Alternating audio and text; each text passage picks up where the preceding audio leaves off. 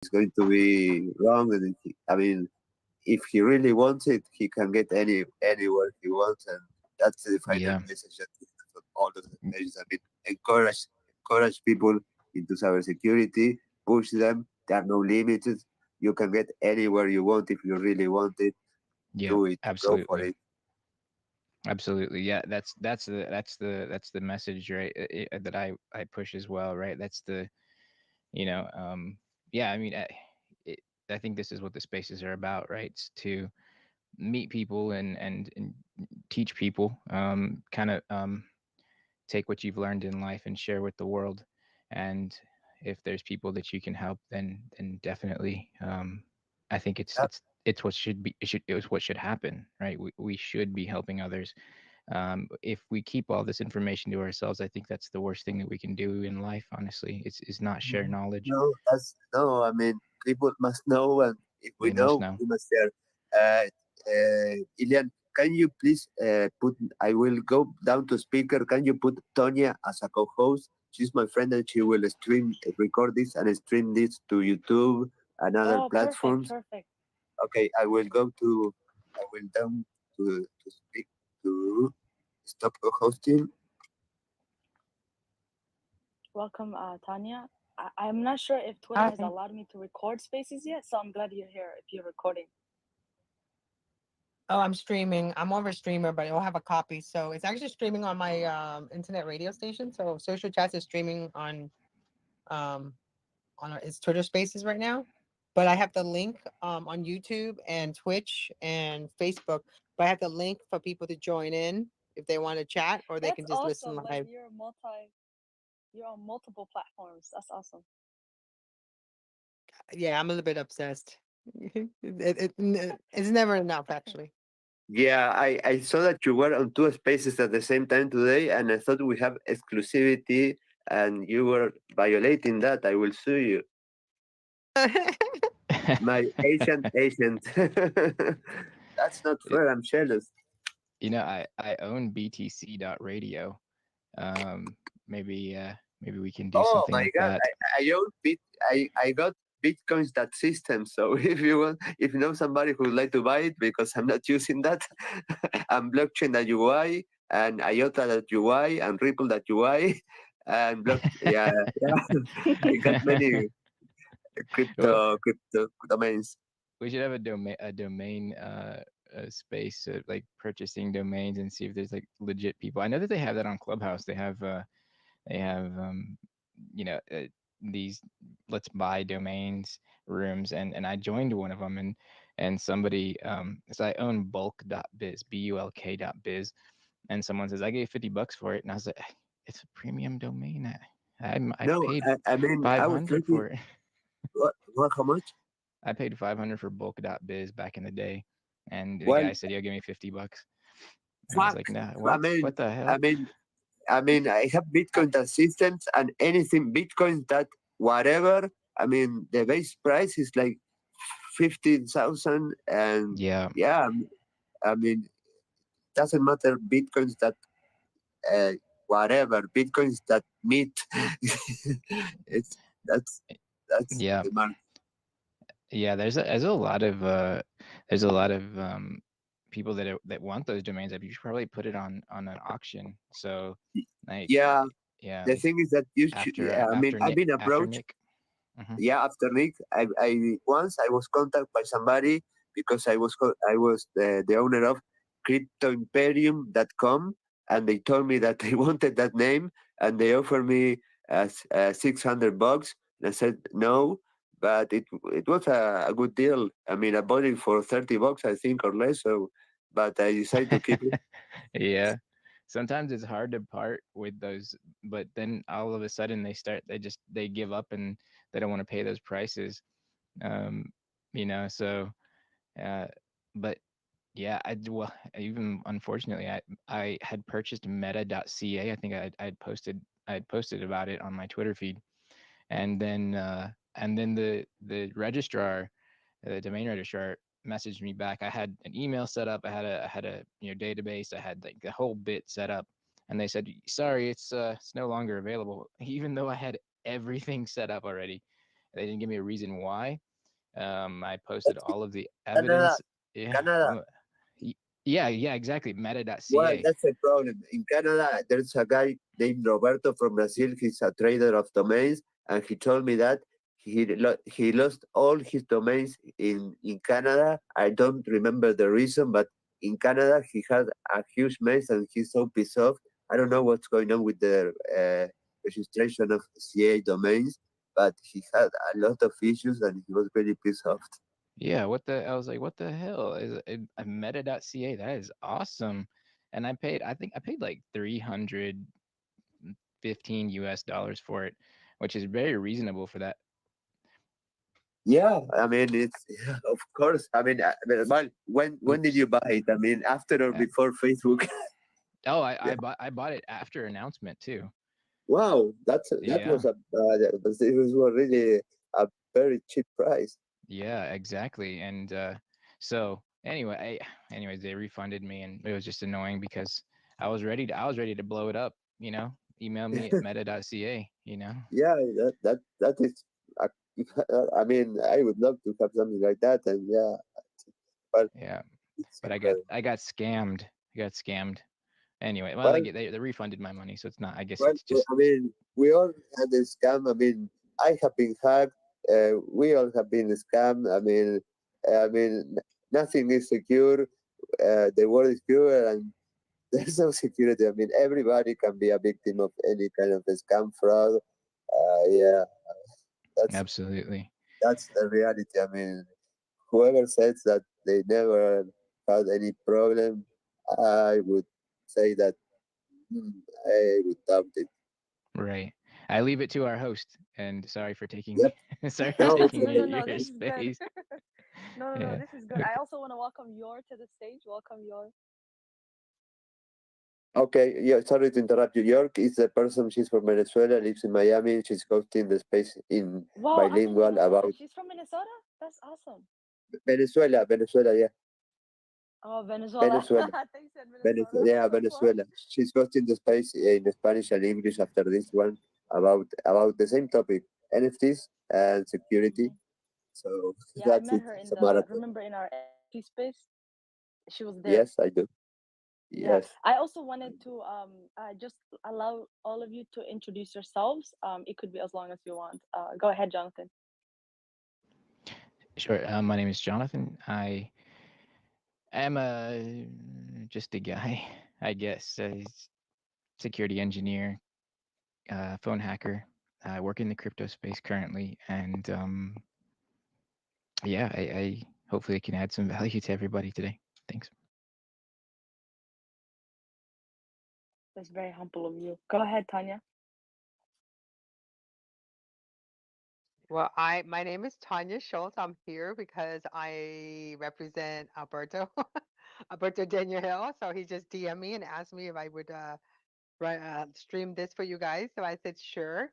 My station's been around since February 2010. We have been live streaming Monday through Friday until 2018, and then we slowed down, and now we're streaming again, utilizing Twitter Spaces. So, and I help a lot of NFT artists, and I believe in the blockchain. But the most important part is I believe in cybersecurity. So that's why I'm here. Awesome, awesome. Go ahead, Alberto. Well, my name is Alberto. I am a computer engineer. And well, I am the first hacker in Uruguay that was sent to prison. So I became notorious because of that, but uh, I'm overrated. I'm just trying to help people here on the spaces and everywhere with what I know. I mean, I'm always learning, and I am completely obsessed with NFTs right now. So I'm trying to learn about all the security issues involved in this new amazing world in order to try to help others. And I mean, yeah, I realize that, well, we'll talk about that later, but they need help. They need a lot of help, those who are working on NFT. So that's me. Okay, and I'm not sure if Yor is with us. Yor, are you there? Yeah, for a Oh, little bit. perfect. Hi. Hi, my name is Yor. I'm from Venezuela, but I live in the United States. I don't have any experience with N- NFT. Sorry, my first language is Spanish, but I really love that what I'm learning. I'm obsessed like Alberto. So I really like to learn new, new topics, new stuff. I think this is the future. We are like opening a big door for our future. uh, Financially, I see that most like for inversion because I'm not artist. So I really love to learn. I like it. I like it. So we are learning. We are in the same path. Learning. I love to help another person too. So that is basically why I'm here. Sorry, by the way, because I'm out in the street. I don't know if you can hear me right. No, we can hear you. Thank you so much for that. I wanted to first start out. Any of you can jump in and always also if you're in the audience, you can ask to speak and to come up and ask questions too. But I wanted to ask Jonathan, what is your experience with like crypto NFTs? Do you work with them? Are you in the Yeah. field? Yes, absolutely, absolutely. So, I work for uh this. I work for the security side on the security side of Celo, so, CELO. It's one of the. It's a top 100 crypto company, crypto coin even. And so I am a security engineer there. And I specifically work with NFT security, blockchain forensics, mobile security for our app, and it's what I do for my career right now. So I hope that that I can teach people, some good practices, since I am in this space. And there's I think that this is a very important space and important thing to speak about, specifically because I do see a lot of people struggling, a lot of issues happening in the industry. I see a lot of people being taken advantage of. There's many cases that people have contacted me about, with specifically um, their wallets have been hijacked, or their their crypto, their crypto has been stolen from a hot wallet, from a digital wallet, hot wallet. So yeah, I am in the space, and I live and breathe this every day, and so that's yeah, that's a little bit more, I guess, than what you asked, but that's it. Yeah, that's a good answer. I was going to say, do you work with projects to ensure, like, besides the tello that you work with, or does like do you do consulting for them, or because I know so many artists have been compromised, so many people have been compromised, but I'm not sure if you deal with like the individuals. So you said, am I contracted? Is what you asked Oh no, first. do you do like consulting and security things Oh, for like individuals besides the company you work for? oh yeah, absolutely, absolutely. Yeah, I do. I'm a consultant with several firms. Uh, and but I don't work with uh, s- artists, actually, at all. So uh, for when it comes to the type of work that I do, um, there's, when it comes to NFTs, there's a lot more that you can do with NFTs besides just art. And so a lot of these smart contracts um, require due diligence. Let's just say that, and it requires, an eye to make sure that the code is secured enough to be put out and not to be taken advantage of. Let's say that. So uh, yeah, I mean, there's a lot of people starting up coins, and people have asked me to consult with them on it, and even patch some of their issues that they've had when it comes to the smart contracts. So but yeah, I don't and I think this is probably where the other speakers would be more, better equipped to answer when it comes to like the art, because again, I don't speak, or I don't deal with any artists. I don't deal with the art. I deal with the smart contracts, when it comes to NFTs, specifically. Yeah. Okay, I would like to say regarding that I've been connecting with this community. I've been interacting a lot, and well, uh, I kind of have an idea of what the situation is. And well, I was talking to this guy, Commander OK and OK Hotshot, and I asked him, okay, when it comes to development of these smart contracts, or when it comes with these new projects that are I mean, they're launching projects every day, uh, how many of them consider security? I mean, they take security as part of the project, and the answer was like 90% do not, and 10% maybe. That is terrible. I mean, that answer was really something I didn't expect. But wait, the thing is that the field, the community is mainly based on artists. They are not computer savvy, and well, everybody wants to jump into this opportunity, and they're just making things. They think, okay, we have to do a smart contract that do this, and well, they hire somebody that maybe they copy paste a code from another similar solution, and well, once that is put on the blockchain, or in any kind of the blockchains out there, it's there and you cannot modify it. And uh, intentionally or accidentally, a programmer can make a mistake, and the program might not behave and give the result that it's supposed to give. So, not considering security as, for example, in the development cycle of the software, uh, using secure techniques to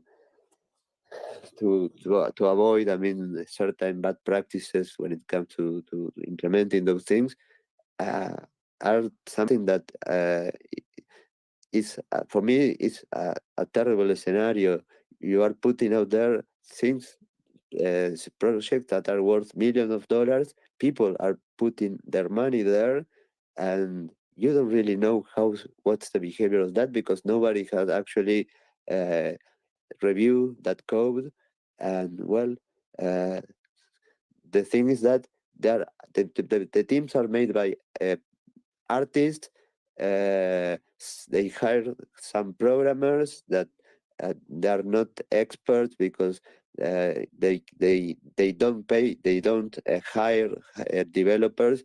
They try to create a partnership, and so they get the developers get coins. So basically, they are somebody who is in a, I mean, in an entry level. He's not with experience. He's somebody that is new programming.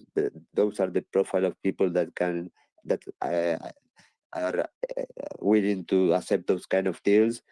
And well, education basically, as always, is a must in all the community before starting this project, because 90% not considering security in the project is terrible. It's something that I cannot believe it. Something must be done. Yeah, it's kind of wild.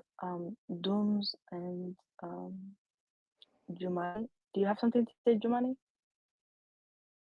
Yes, I have. First of all,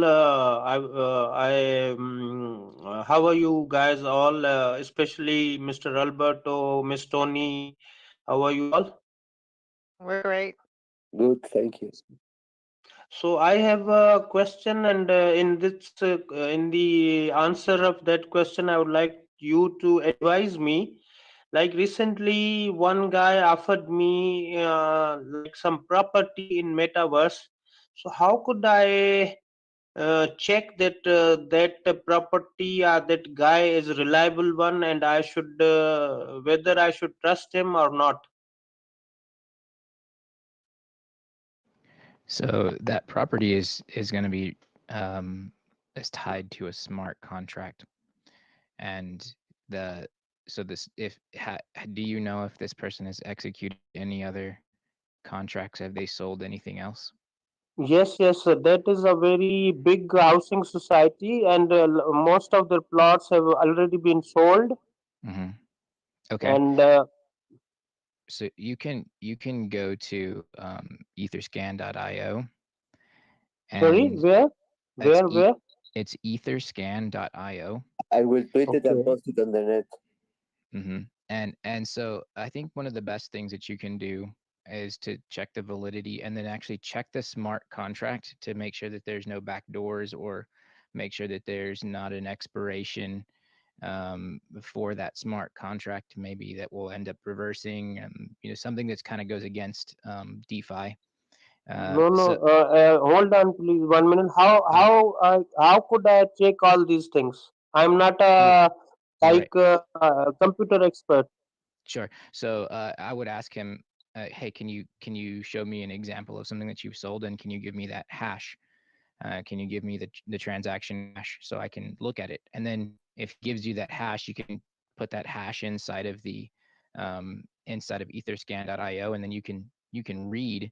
Um, you can actually see the transaction because everything is on chain, Mm, and on chain, of course, meaning in the blockchain, right? Um, and you can read to see. You can look at the transaction, verify that the amount of whatever however the transaction was taking place, whatever was defined, yeah. whether it's Yes, yes. Ethereum or whatever. Yes, Uh, yes, yes. Can and then you you? can, sure. Sorry for interrupting you. Can you send me all these links where I can go and check about this? And one thing else, when they offered me price of zero point zero 0.01 Ethereum, and I said, why that much low? They said they laughed at me, and they said, you think that zero point zero 0.01 is low price for that thing? Uh, well, it depends. I mean, I suppose I would have to know what the plot of land would be. I mean, look, let me tell you one thing. This is really important. So if you say zero point zero 0.01 Ethereum, so it's wait, I guess the price is so like $45, maybe, depends. Like tomorrow could be 50. All right. When you send this person that zero point zero 0.01 Ethereum, what's going to happen is you're going to be hit with a gas fee, and that gas fee is going to take half of your Ethereum. What this means is you might be looking at a possible scam, maybe, because if ask him what the total price is, not in Ethereum, that what is he expecting to receive in whatever currency that you use. Right? Let's just example US dollars. If someone says, I want, you can purchase this piece of property for 50 US dollars, and you can send me zero point zero 0.01 Ethereum. Well, by the time it gets to them, they're only going to be receiving 25 US dollars because of the gas fees, which is just think about it like processing fees in a sense, right? So with that said, you have to know what are they trying to get out of it, because they could come back and say, "Hey, look, what you sent me only sent me 25 US dollars when I asked you for 50." So then what's going to happen is you're going to be out $100 just to get them the 50. I hope that makes sense.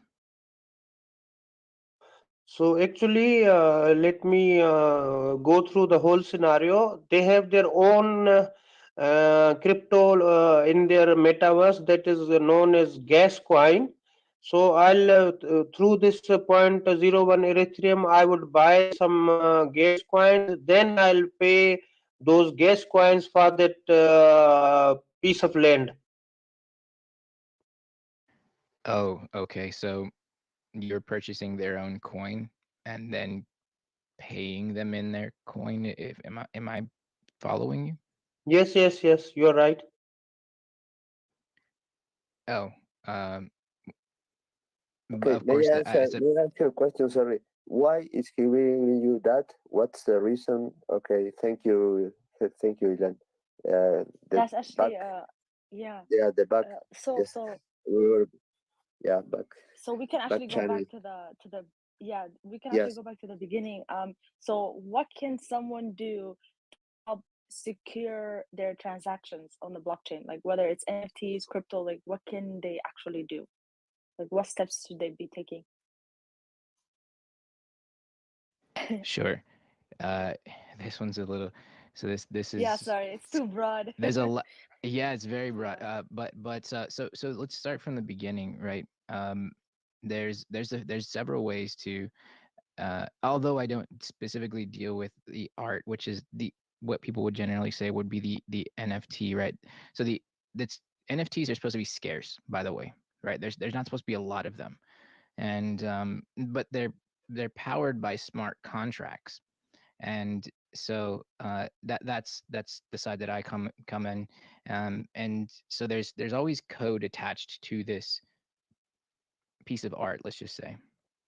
Now let's take this for an example. Like if you're buying this, you're buying from OpenSea, or you're buying from crypto.com, for example, you would suspect that NFT is secured by the company that you purchased it with.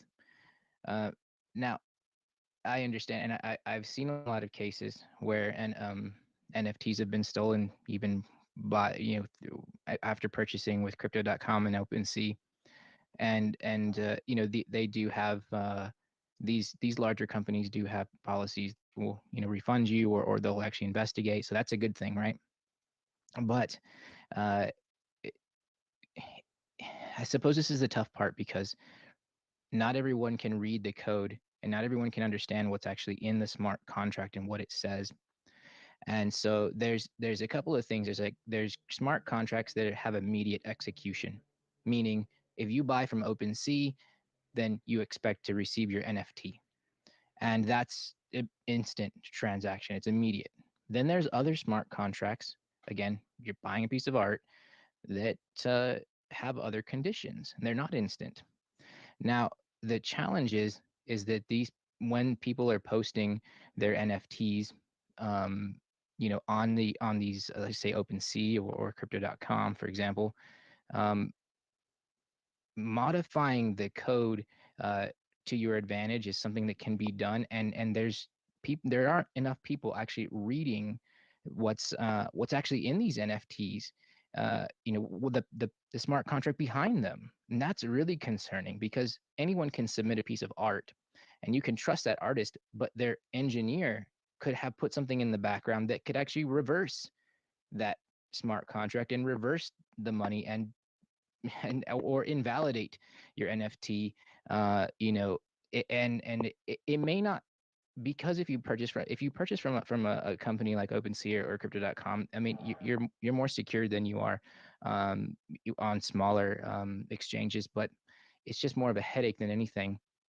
I think when we really get in, the issues are if you are purchasing from a smaller market or exchange, uh, you you you have to really be aware of what the smart contract says, and you can request that. All of this is open source, right? You have to remember, if you ever ask anyone can I read this, what the smart contract says, and they say no, run. All right, that's a big thing. You have 100% ability to read the code, because that's the whole purpose of DeFi. And if they don't let you do that, uh, you know, well, I would run away from it. So there's a lot to talk about in this space. I'll let someone else speak and then kind of jump in. But I think it would be important to actually even start with what's a hot wallet, what's a cold wallet, what are some examples, if anybody wants to speak about that, because I think I suspect many people in this room are just wondering, like, what does this even mean, securing your crypto and NFT? And I can get very in depth on the security and the coding and specific things, but I would hope that we could just start from the beginning, if that's okay. Yeah, I would like to ask. I mean, I was talking about this space earlier, another space about NFTs, and I was asking if somebody had an experience of being victim of, for example, having their MetaMask account compromised, or losing their funds, their Ethereum or Tesos, some way. If they can came and show their and share their experience. I don't know if anybody here has been a victim of that, those kind of things, because what actually put make me enter into this world was that I was seeing so many tweets about the scams on NFTs that I said, what's going on? I mean, this is not normal. So I wanted to learn from the user, from the people, what was going on, what was the problem that was happening, that was not not following any the patterns that I was expecting. I mean, so many people, so many scams, uh, and well, there are issues regarding to well, you know, what I have seen is that phishing at the end of the day, clicking on the right on the wrong link, is basically the human factor that causes probably most of the problems. Uh, I don't know if you agree with that, Jonathan. Uh, Right. Yeah. So the and there's a one big thing to keep in mind when, let's just say, let's yes, so phishing attacks are big. Um, let's just start like with let's just take Coinbase for example. As a It's a digital wallet, which we would call a hot wallet, meaning that it's connected to the internet. All right, that's the basic way to talk about this, is that hot wallet is connected to the internet, and once you're connected to the internet, you have all kinds of issues that you can run into. Now, uh, when you set up your Coinbase account, in order for you to set it up very quickly, they're going to say, make sure that you put your phone number in. And this is for the US. I wish I could speak outside of the US, but this is US specific, and it maybe translates around the world. Someone can correct me. Uh, so they say put in your phone number for this SMS authentication. Okay, so when you're once you're logged in and you've already authenticated your device, let's say you're purchasing some cryptocurrency. One, you are not asked to re-enter or enter any code to purchase at all. Your debit card is connected to your Coinbase account, and you can purchase, whatever you want. And then from there, if you want to uh, withdraw or send that coin somewhere, at that point is when you're asked to enter the SMS authentication. Now, I know we've heard of that SMS authentication is not safe anymore, and I will agree with this. There has to be some other levels of security involved.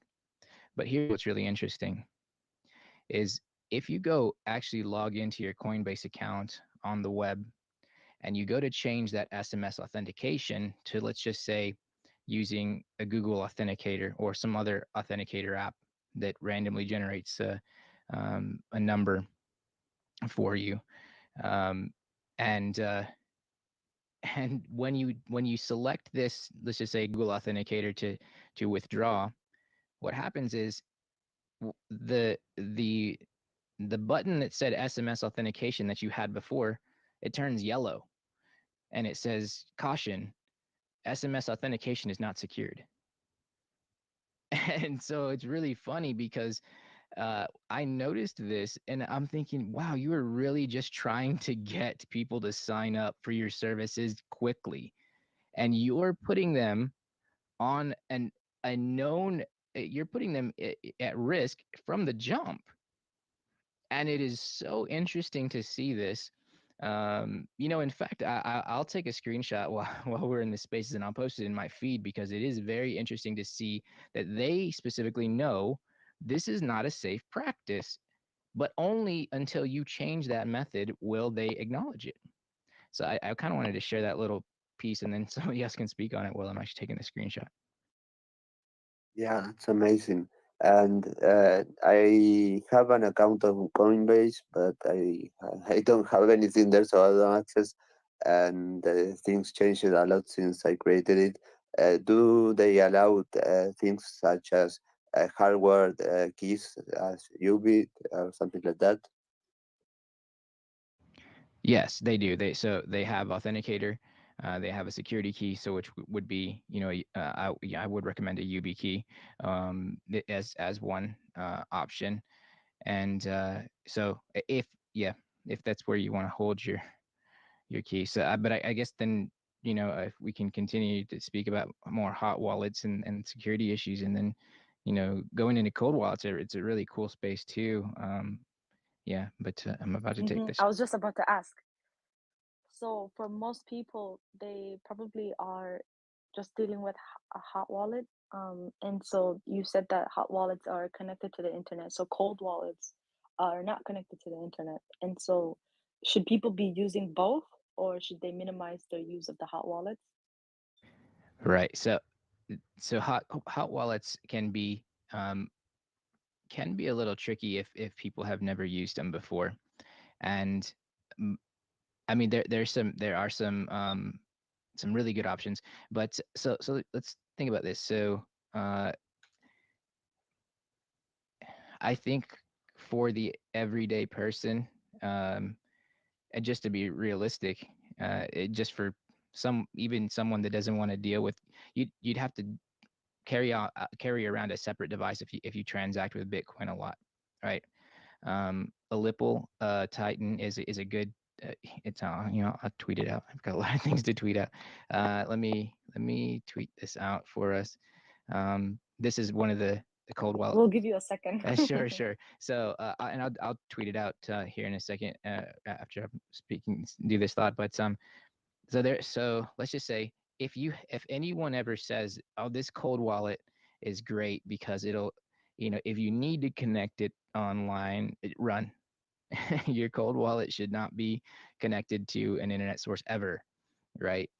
Now, again, they're the best. So cold wallets are a place to store your crypto, which, look, it can be a little tough. Let's just say that if you store your cold wallet on a machine at your house, and let's just say that machine gets stolen, well, it's over, right? That the good luck. You can't recover it, right? I mean, it's been stolen. That's all you have. You would definitely want to have backups, maybe safe deposit box and something along those lines. I don't know. However, you'd want to secure um, your heart. It's a piece of hardware. It is a physical piece of hardware that your wallet lives on, and if you lose it, you lose it. And but so it gets a little tricky. I will tweet out a couple of these things right now, like I mentioned, and but then I'll speak about, or somebody wants to speak about multi-sig authentications.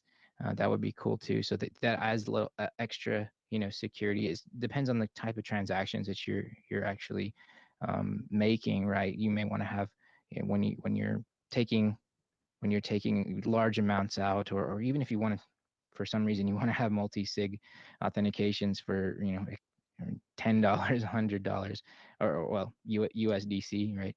Um, it's up to Yeah, you, but I mean, I would like to add regarding what you mentioned that when you are having your cryptos on sites as Coinbase or any other exchange, actually you do not have those.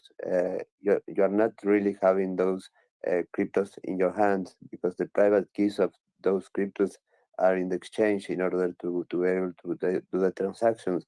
So basically, it happened to me. I had certain cryptocurrencies in exchange, and well, for certain reasons I couldn't access to a computer during that time, and the exchange was closed. There was a beautiful MSA site seized by the FBI, and well, uh, it was BTC 2017, and I didn't have the keys. I mean, I was theoretically the owner of the cryptocurrencies, but I wasn't in fact owner of them because I didn't have the private keys.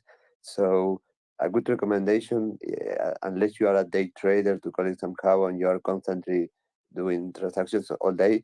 If you are investing for a mid long term, just use the exchanges for just to do the transactions, and then take them out of there so they are in your control, and store them either on a hardware, on a cold hardware wallet, or on a wallet on a device that you own, uh, because that's the only way that you actually own that cryptocurrencies, because that wallet is actually, that private key is actually the link to those assets on the blockchain, and you must own it, and you must back up them. So make a backup, because shit happens, and I can tell you that I was somebody who, for his own stupidity, lost a lot of cryptos.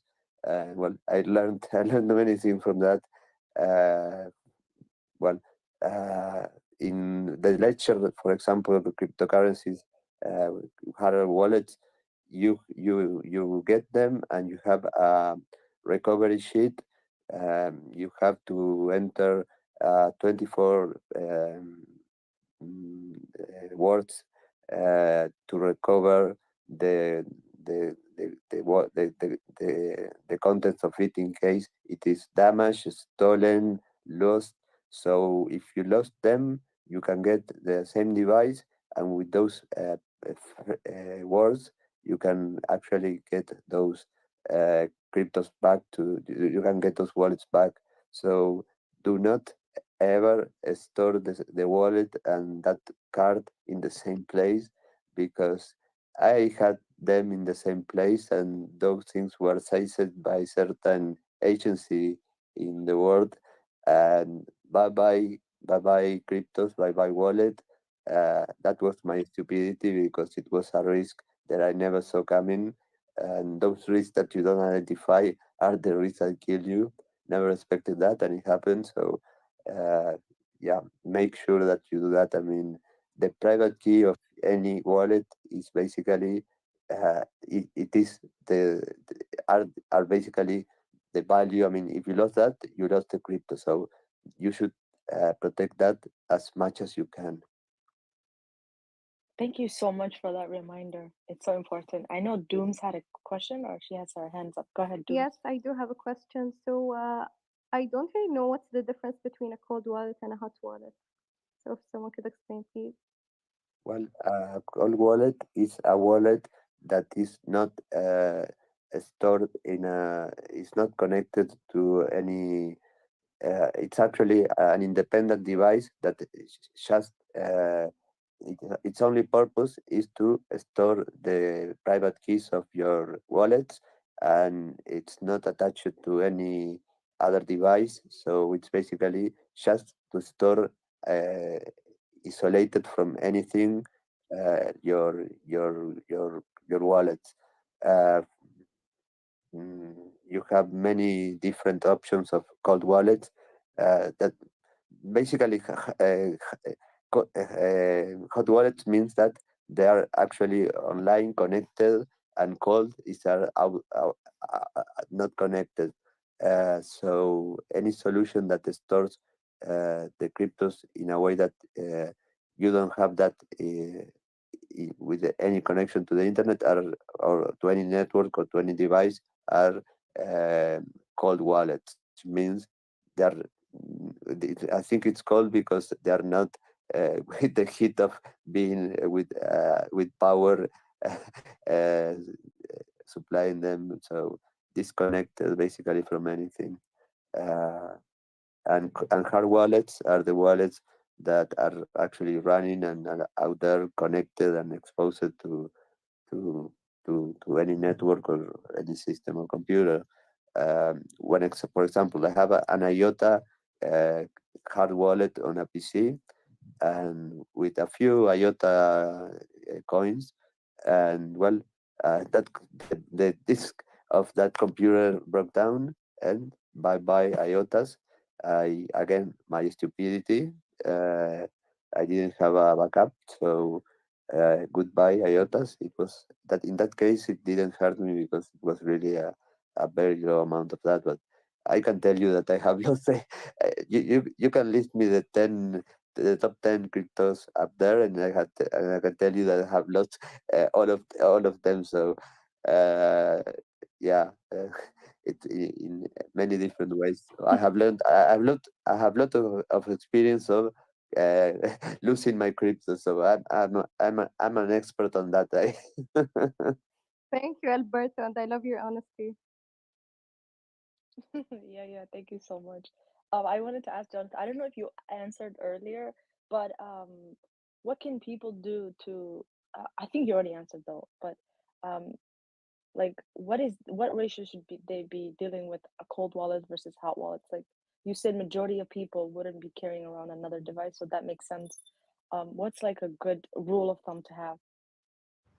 I said, rule of can you say that again in maybe a different way? I guess I didn't understand.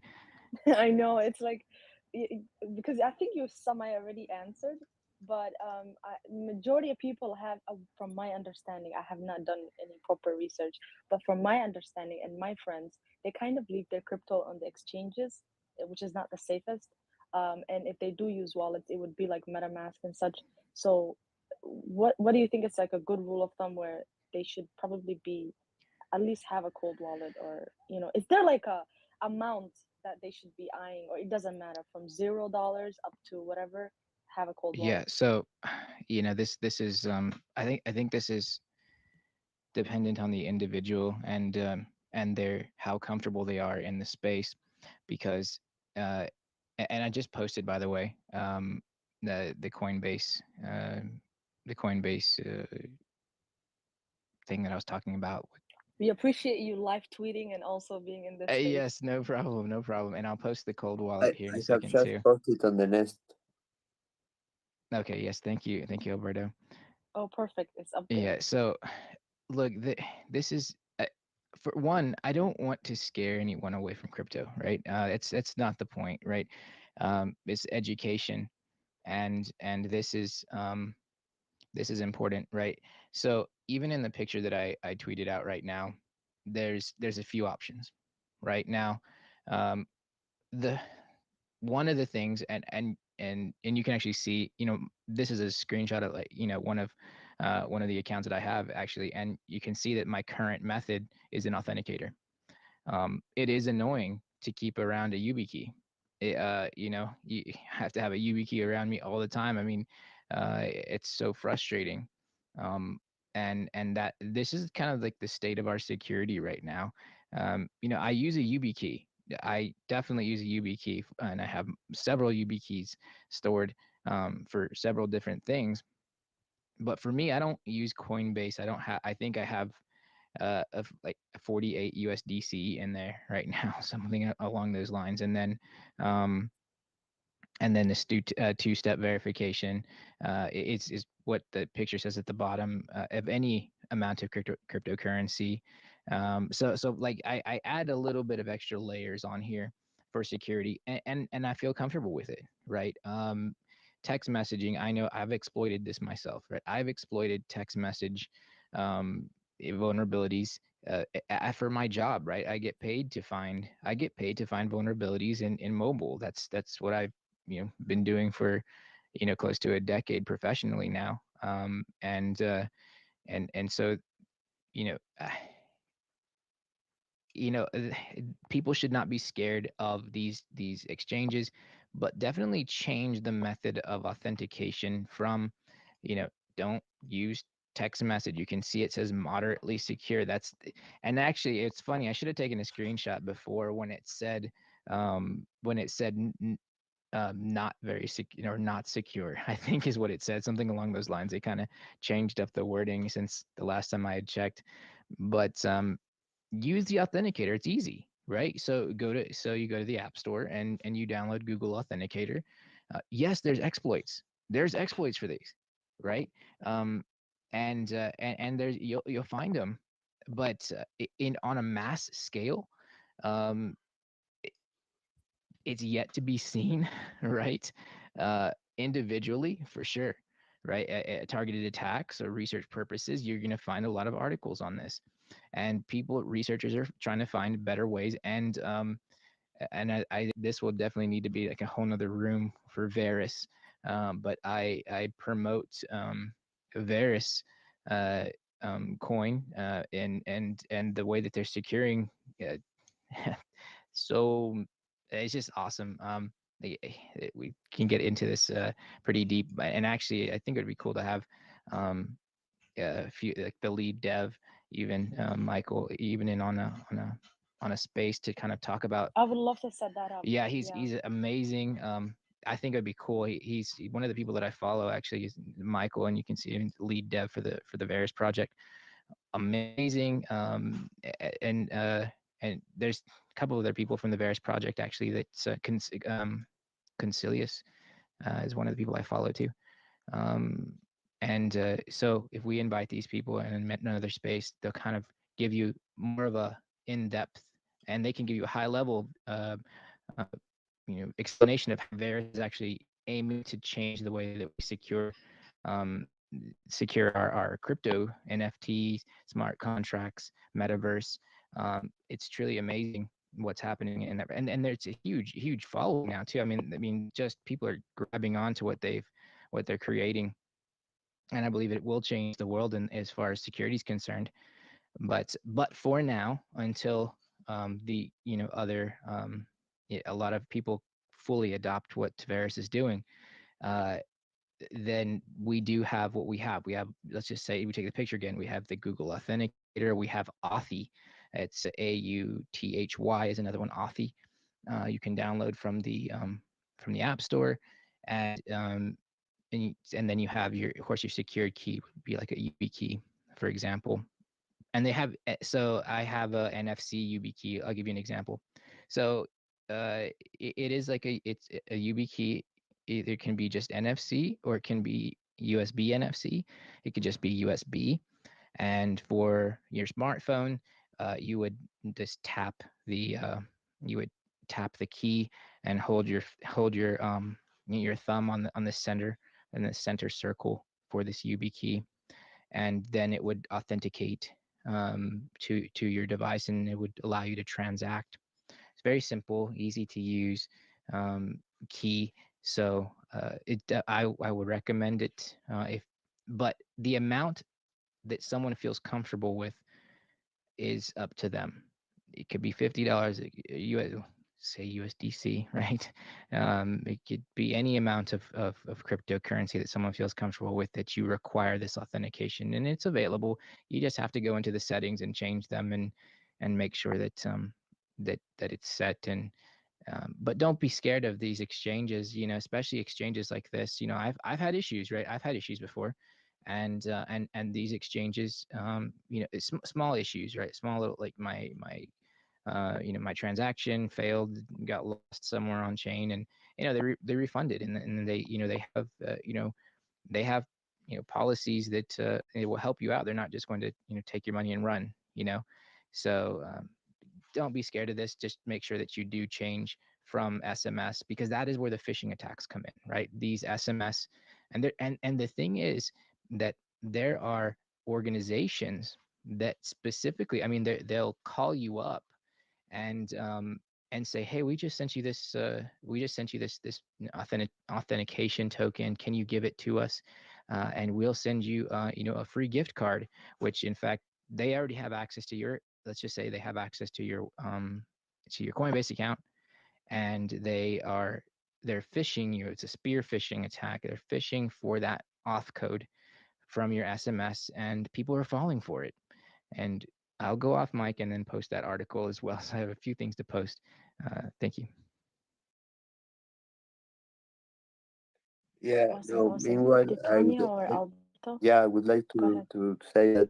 Okay, Jonathan said the idea is not to create panic, but if you are going to use a hardware, a cold wallet, um, make sure that it's not something perfect and buy it from the vendor directly. There have been cases that people might buy them from places such as eBay or I mean, I have like eight lecture wallets that I are empty that I wouldn't buy from me because actually those wallets might and have been altered by people. They have changed the firmware, so what you get is not the real device with the real firmware. You're getting a device with something that is have soft. It has a modified software that when you place your cryptocurrencies there, buy cryptocurrencies because they're programmed to steal that from you. So they're not a perfect solution. Yeah, it can happen. It has happened. So buy directly from the vendor. If you're going to buy a Ledger wallet, buy directly from Ledger. That is, I mean, if you see a device that costs half of the list price on eBay or a used device, don't do it. It's not worth it. And you were asking about when to use a cold solution or hard solution. Well, I think it depends. For me, is how much do you, I mean, if you are storing, I don't know, $500 in cryptocurrencies, maybe it's not worth spending $150 or $100 on a cold wallet by hardware. I don't think it is reasonable. I mean, depends on everybody, but okay, if you are having uh, $20,000 in cryptocurrencies, well, then $100 is nothing, and it's pretty worth spending that money on a cold solution. And also, Jonathan was mentioning the multi-signature um, way of protecting your cryptocurrencies. Well, the concept might be a little. Basically, the concept is that you can spread the risk of having your private key exposed. You spread the risk over multiple keys, so you have the keys geographically in different ways, and in order to operate, that gives you a very strong way of uh, securing your cryptos. I'm not going to enter into technical details about how they work, but basically you are not your private key is not the single point of failure, to call it somehow, when it comes to having your cryptocurrency. So that's something that you might consider. There are many solutions out there that allow you to do that, and uh, you don't need to know how they work in a technical point of view. You can basically buy the solution and use it. For companies, I think that is a must. I cannot imagine a big company handling cryptocurrencies that is not using multi-signing. That's something that is completely uh, not probable because uh, the security that it has is something that is a must when you're handling so much money. So that's what I can say. Yeah, that's a great point. Thank you so much. And I want to welcome Aziz and Mr. B. If you all have a question, jump in anytime. Thank you so much for bringing me up. I actually do have a question for John. Thank you so much for giving us, your time and all this wisdom. I wanted to ask about Venmo specifically because I haven't. I know that they allow people to convert money into Ethereum. I haven't heard anything about them in terms of the rooms on here on Clubhouse. So my feeling is that it's kind of like they might be marginal, but I guess from a security perspective, um, how would you rate it? How would you evaluate their platform and kind of that entry point? Sure. This so Venmo is a Venmo is a PayPal company. So let's just keep that in mind first. um, and security is not their priority. Let's just say that.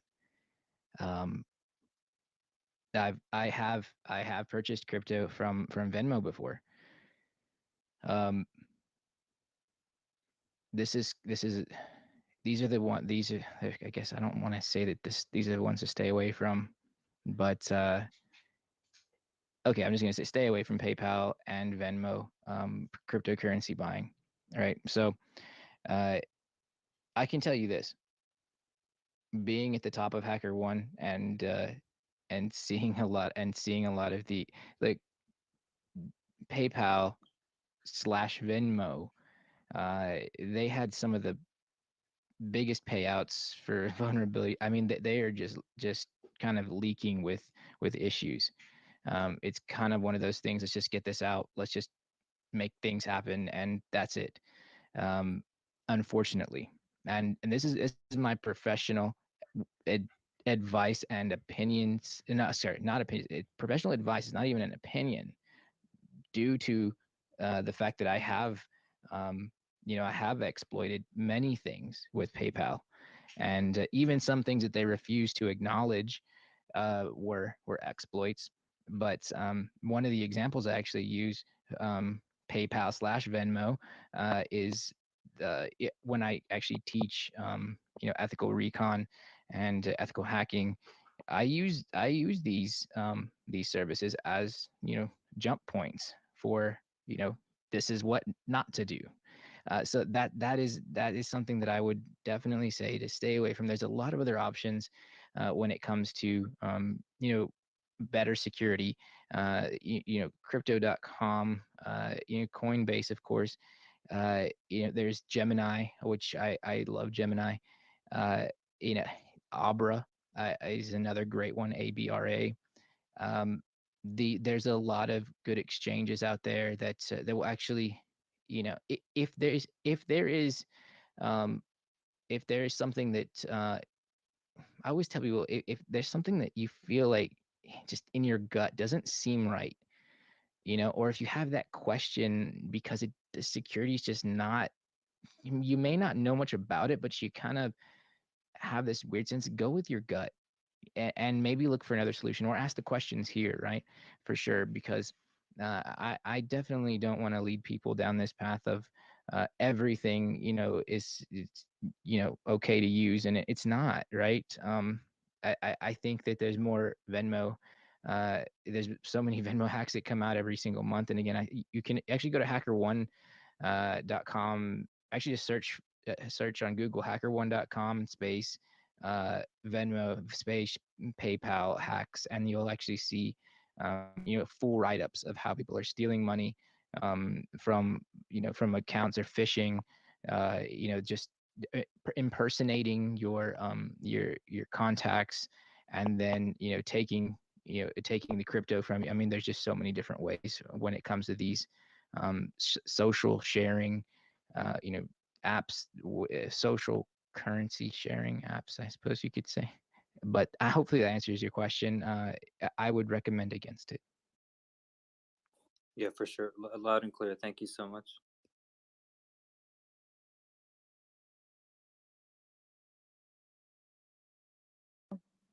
Dooms, were you trying to speak? Oh no, I think she got rugged. She's having connection issues.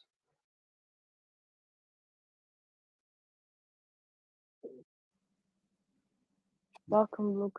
Did you have a question as well? Hey, yeah, I had a question.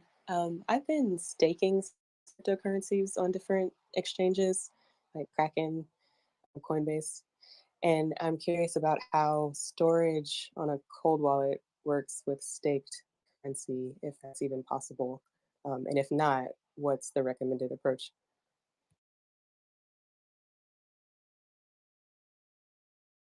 Oh, staking on a cold wallet. I guess I don't think I'm the right person to speak on that. I've actually not ever haven't ever done that. m- so if anybody has any information, or Well, that'd be sorry, great. I'd love to know that too. can you repeat the question, please? Okay. Yeah, I have some cryptocurrencies staked on various exchanges to earn higher yield. I believe if you stake some coins instead of just holding them in your bag, you can get like a return, you can get an APY. Um, so I was curious about how to approach staking cryptocurrencies when you want to use cold wallet storage, and if that's even possible. Well, like Jonathan, I don't think I can give you an answer to that.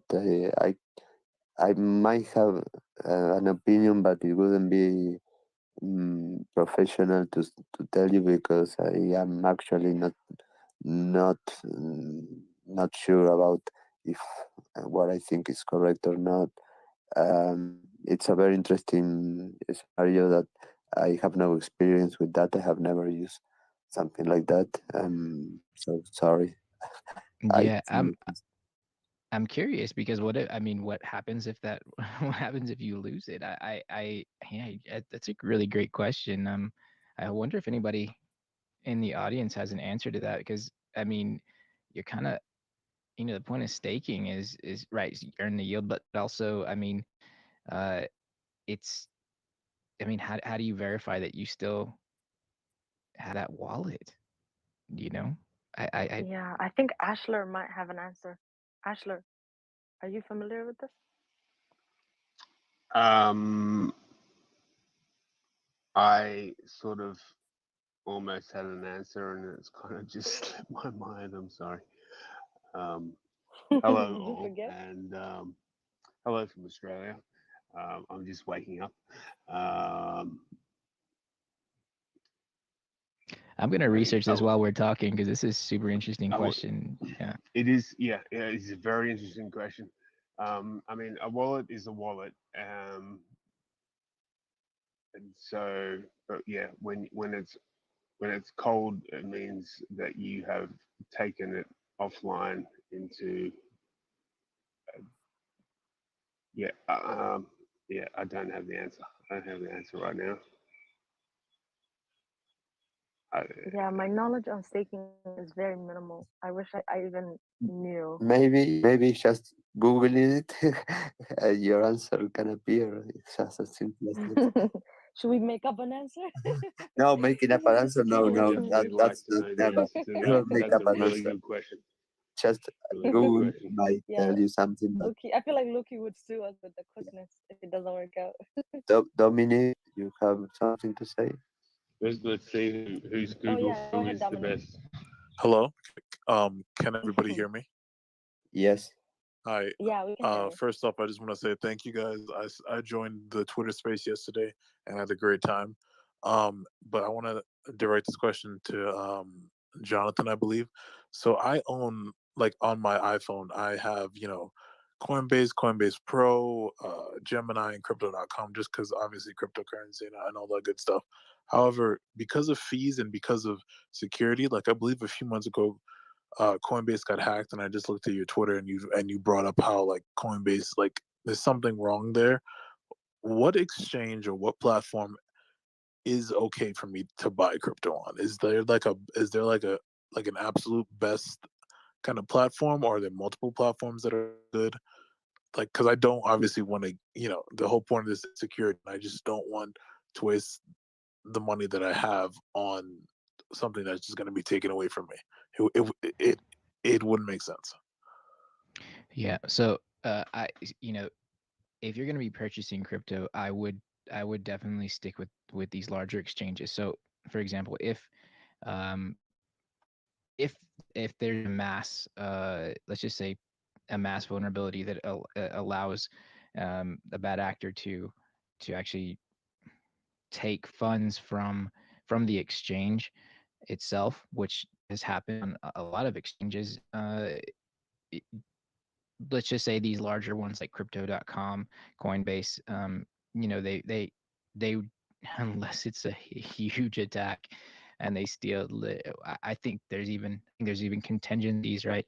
Um, look, there's triggers too, right? If like a certain amount of, let's just say, millions and millions of Ethereum are being transferred out from, like, all these different wallets at the same time, or like they have security engineers that write flags for these things. I would stick with these exchanges, right? Like they'll have your back up to a point, kind of like imagine, think, FDIC, right? Up to a certain amount, and read their terms, right? That's important. Well, and actually, I'll go on mute in a little bit, and I'll give you some of the terms so that you can be more comfortable with it, and post it in live tweet about it as well. But I would stick with the larger exchanges, right? Like Coinbase, like Crypto.com, because you know, uh, I don't know how much you're transacting, but if you are transacting at over 100, let's say USDC over, or any, so let's just say you have like tens of thousands, hundreds of thousands of US fiat, um, well, I would talk to you offline about it and tell you a better way to secure it, and multi-sig and things like that. Um, but purchasing is, again, I wish that Binance was available in my area for in Texas, right? But Binance is another place where you can purchase and transact. And yes, they've been hacked.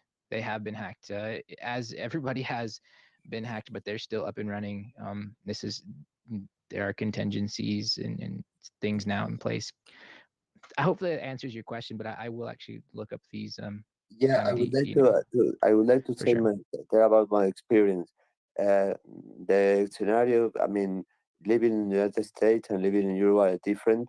But for me, when I entered into the cryptocurrency world and started uh, trading, in order to get my bitcoins, I use localbitcoins.com, and I bought it directly from another person who was willing to sell. And well, it is an escrow, so basically, until you confirm that the transaction was successful and you got what you bought, or you sold, then the funds are being released to the party that bought. Otherwise, they're not released. And initially, all of my transactions were with local bitcoins, mostly with in Uruguay. I mean the the volume of bitcoins were very, very low. So to get, I don't know, I don't want to mention numbers, but to get what I needed, I had to travel to Argentina. Argentina is basically a place where bitcoins are used widely because of many issues that the context of that country made cryptocurrencies and bitcoins in particular a country that is a, a, a, a good way of I mean, they are pioneers in the use of cryptos, and there are many companies that started there in Argentina that now are worldwide, working all around the world. So I use that. I mean, and I am in most of the largest exchanges. I have accounts that are I have filled all the documentation in order to comply with know your customer regulations. So I'm completely legally um, in those accounts, and I can make any transaction with that. But I don't want to make a bank transfer to any exchange. I have never done it. Um, Not because I'm committing any crime. I just don't feel comfortable with leaving those trays and making a purchase with. I mean, the concept basically of uh, cryptocurrencies that bitcoins are a transaction between two people that agree to uh, give you something for something that, okay, I give you one bitcoin and you pay me $1. Okay, it's about two people, nothing in the middle. Well, that's in local bitcoins. We do that. I mean, I meet with a person in real life, and he transfer me the cryptocurrencies. We wait until the confirmations. I don't know, 3 4 confirmations uh, make the transaction complete, and that's it. I give him the money, and or he gives me the money in case I'm selling, and that's it. That's my experience. That might not be the most secure way of doing that, because when it comes to real life transactions, well, it's also dangerous in some cases. So that's my experience, just in case you can consider that. So just as a rule of thumb, and just to clarify with everybody in the space, so basically, I'm hearing that buy on the larger buy it, like it's okay to buy on the larger exchanges. Yes, they have been hacked. Yes, there are security vulnerabilities. However, it's probably best to do that because that's like the best possible option. And also something about FDIC insured, meaning like up to a certain amount of money that you invest into said exchange, they'll reimburse you your money, right? Because it's a large corporation. Right. So exactly what I just tweeted out. Actually, it's their terms. So Coinbase's terms specifically states that you know it's it's an FDIC pass through insurance. So it will for the U.S. customers, right? If you have 250 U.S. dollars invested, then you're protected to that extent, right? Of course, multiple people in your account, then of course spouse, whatever it may be, things like that. Of course, you'll double it, but yeah, so that it you know documentation there, the link to view it and research on your own is available in the tweet that I just put out. So yes, I would agree with your statement, Dominic. Thank you so much. And last, very, very, very quick question. What's the lowest fees? Like, is there an exchange that has the lowest fees? Is there a website maybe I can go to? Because I know some Coinbase is like a transaction fee. So if I, for example, I want to put $100 in, I'll get like 93 back. Like, is there a So, place where it's like lower? yeah, so this depends on the type of coin that you're going to transact with, and the type of transaction, right? Like I was mentioning before, let's just suppose that you're going to purchase Ethereum, um, and or even withdrawing as a transaction, or sending is a transaction to another wallet, right? Withdrawing from one wallet to the other. It really depends on which coin, which currency that you're using as well. Um, the region is really important too. I mean, there's quite a bit of factors. So I wish I think I know what you're saying. Specifically, like for example, let's just say you buy 75 US dollars worth of Bitcoin on Coinbase, and the fees that are taken out, you're gonna end up with like maybe 71. So you're gonna be minus $4 US, and but your Bitcoin account is going to reflect, you know, 71 US dollars, but it's going to be, 0.000 whatever it may be for that amount, right? I think I know what you're saying, Dominic. Let me look at a resource real quick. But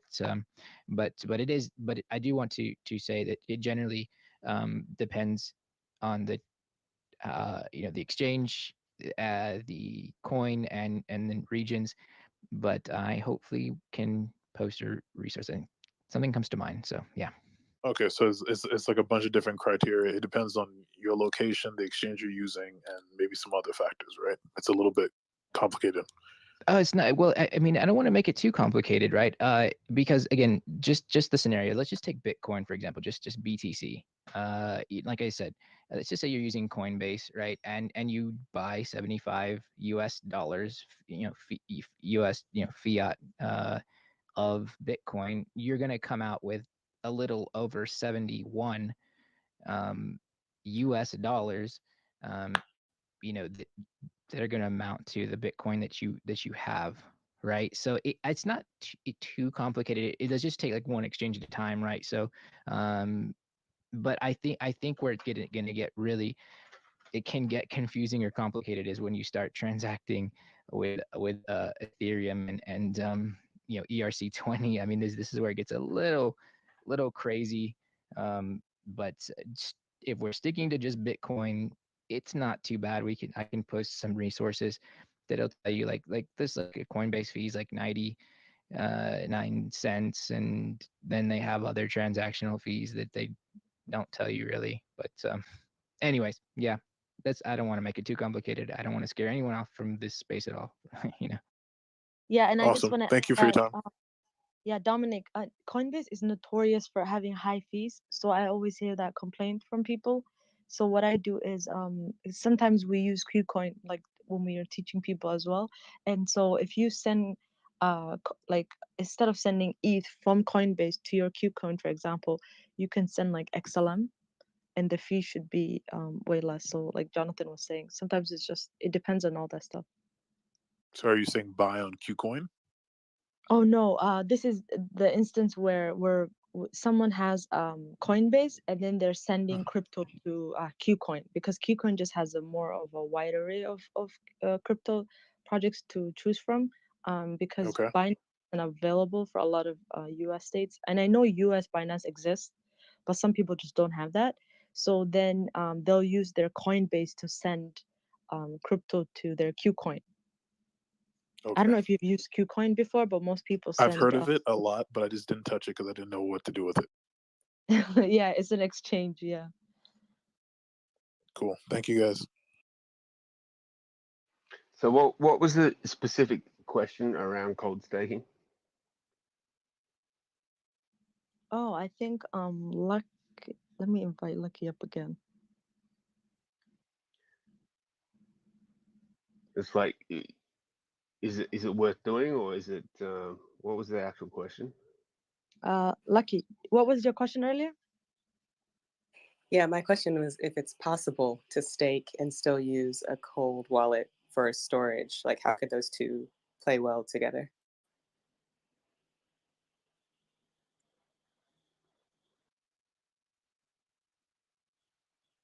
Sorry, maybe I can preface it. I asked this because I was asked the question before from someone else if they could store their NFTs on a cold wallet, like a hardware wallet, and still list them for sale on OpenSea. And I had to dig and dig and dig and find an answer to that question. And it turns out, yes, you can. So then I was wondering, okay, well, if I have staked cryptocurrency on an exchange, can I do a similar thing? Can I store it in the cold wallet storage and still stake to earn a yield on those coins on the exchange?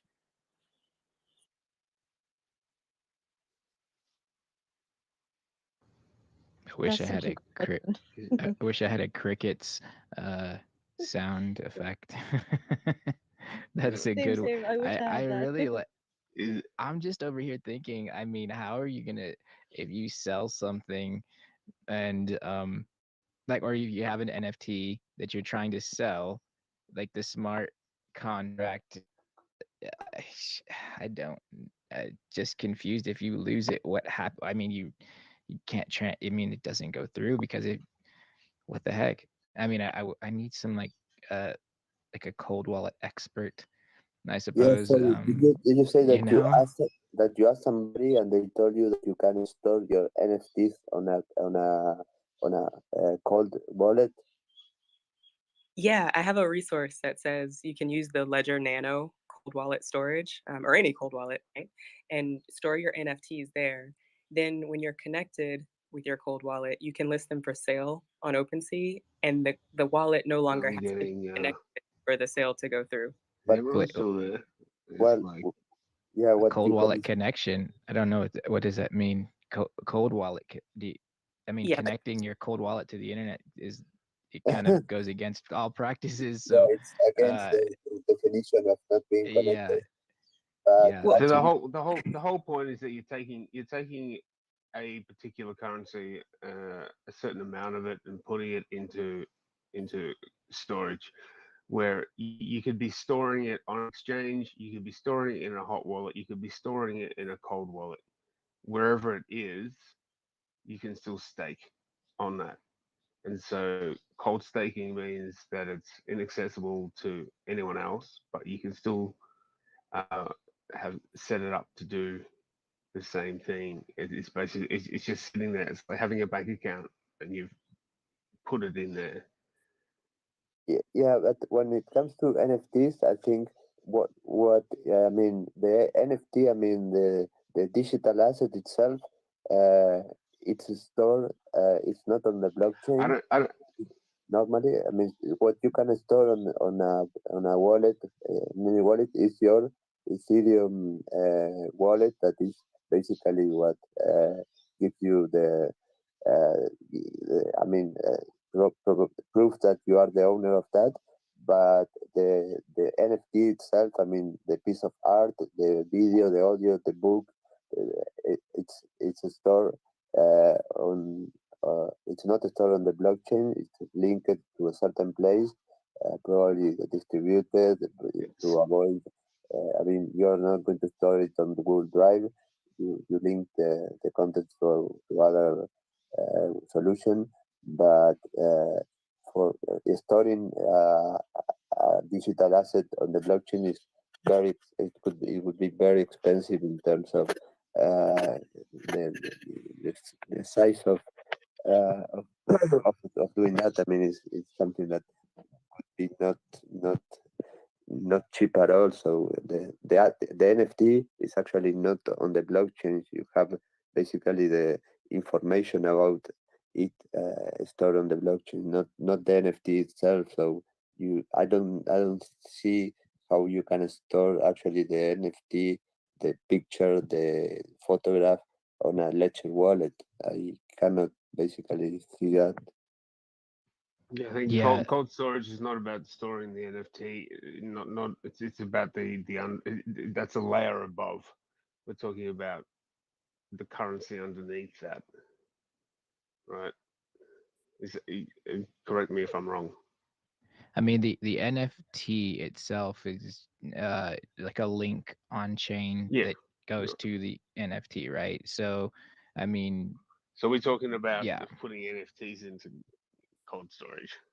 yeah. I mean, it's possible, right? It's just a link, you know. But I suppose again, I think it just maybe just common sense, and I'm overthinking it. But like, if you lose your cold wallet and then you are selling these NFTs and super rare NFTs. I suppose if we were to talk about art in that sense, or audio or whatever it may be, well, I guess it's then your transaction won't.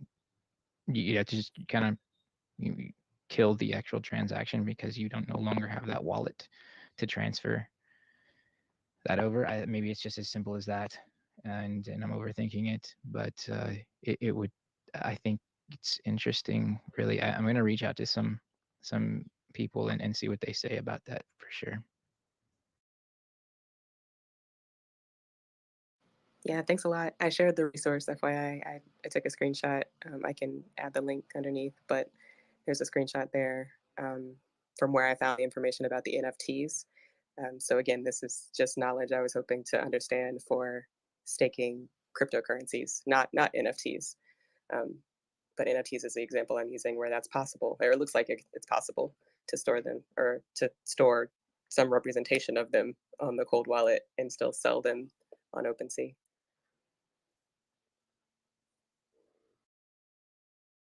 Yeah, thank you for sharing. That's awesome.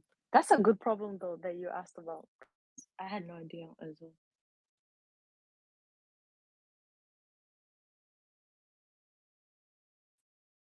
I also want to ask if anybody has a question, jump in. But I want to ask, what most excites you, like in the NFT crypto space, and then when you mix it up with security, what excites you, or what projects are you most looking forward to?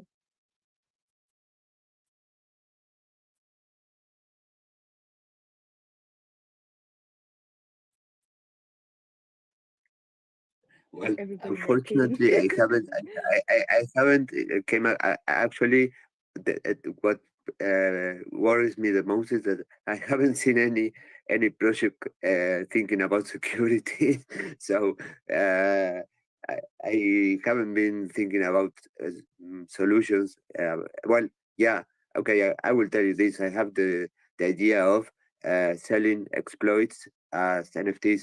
I mean, yeah, that came to my mind. I mean, okay, you find an exploit, you create an NFT, and you put it for sale, and well, Yeah, That's the mode. I don't think if that's an example of what you're asking, but that came to my mind. Selling exploits as NFTs. Yeah, that. So I saw someone actually doing that, and it's an interesting gray area because of course selling exploits is not, it's not illegal, um, but also it's really controversial if I mean, yeah, that's awesome. Shoot, I mean, I guess I mean, yeah, I mean, I can see that space growing Yeah, and really imagine big that this, actually. Jonathan. Imagine this: the bug bounty programs. I mean, the prices they're paying are prices that the criminals can, mm, without any problems, multiply by 10. So if you publish that as an NFT, then the actual price of that exploit, the companies will go and they will basically make they will make a correction in the price that they are paying, and I mean they will be fighting against the criminals to reach the price. So the actually the person who finds and sells the exploit will be rewarded with a more uh, demand and supply price that it should be. It would be like finding a balance in the ecosystem, because right now what you can get with a bug bounty by Jonathan is much less than what you can be offered by criminals. So that's interesting. We have lost Jonathan. Oh, I am lost. I oops. Without Yeah. Jonathan, I know nothing. I abort the mission. Tonya, you have to answer any security question because So, if you Yeah, may, it's a I whole wanted new to world. talk about. Oh yeah, go ahead. yeah, Yeah, no, compared to where we've been in the past and where we are with our current massive manufacturers of software that release the security patches to exploits that come out on your phone or your laptop or whatever. Um, you know, this is a new paradigm that we have to have new solutions for, right? Decentralized DeFi requires a different mindset. It's a different way of thinking yeah, for how we approach security. all the rules of the games have changed, and we have to adapt. I mean, the ecosystem has to adapt. I mean, the rules have changed. We are not like the rules that were applying in the past do not apply anymore. It's a whole new scenario, and yeah, we have to rethink about everything. So And it's that's something. so it's decentralized security as well. Like everyone that gets onto everything that we're doing right now needs to be aware of this stuff. We can't rely on someone else to do it. It's like you got to look after your own. You have to be aware and understand the pitfalls. Yes, absolutely. I mean, and it comes to everything. I mean, security and process. I mean, it's a whole new scenario. The rules are. I mean, right now the rules have changed completely. So in everything, we have to think different. I was asking yesterday about, okay, when launching an NFT project, what are the requirements when it comes to the structure of the company that is making that project?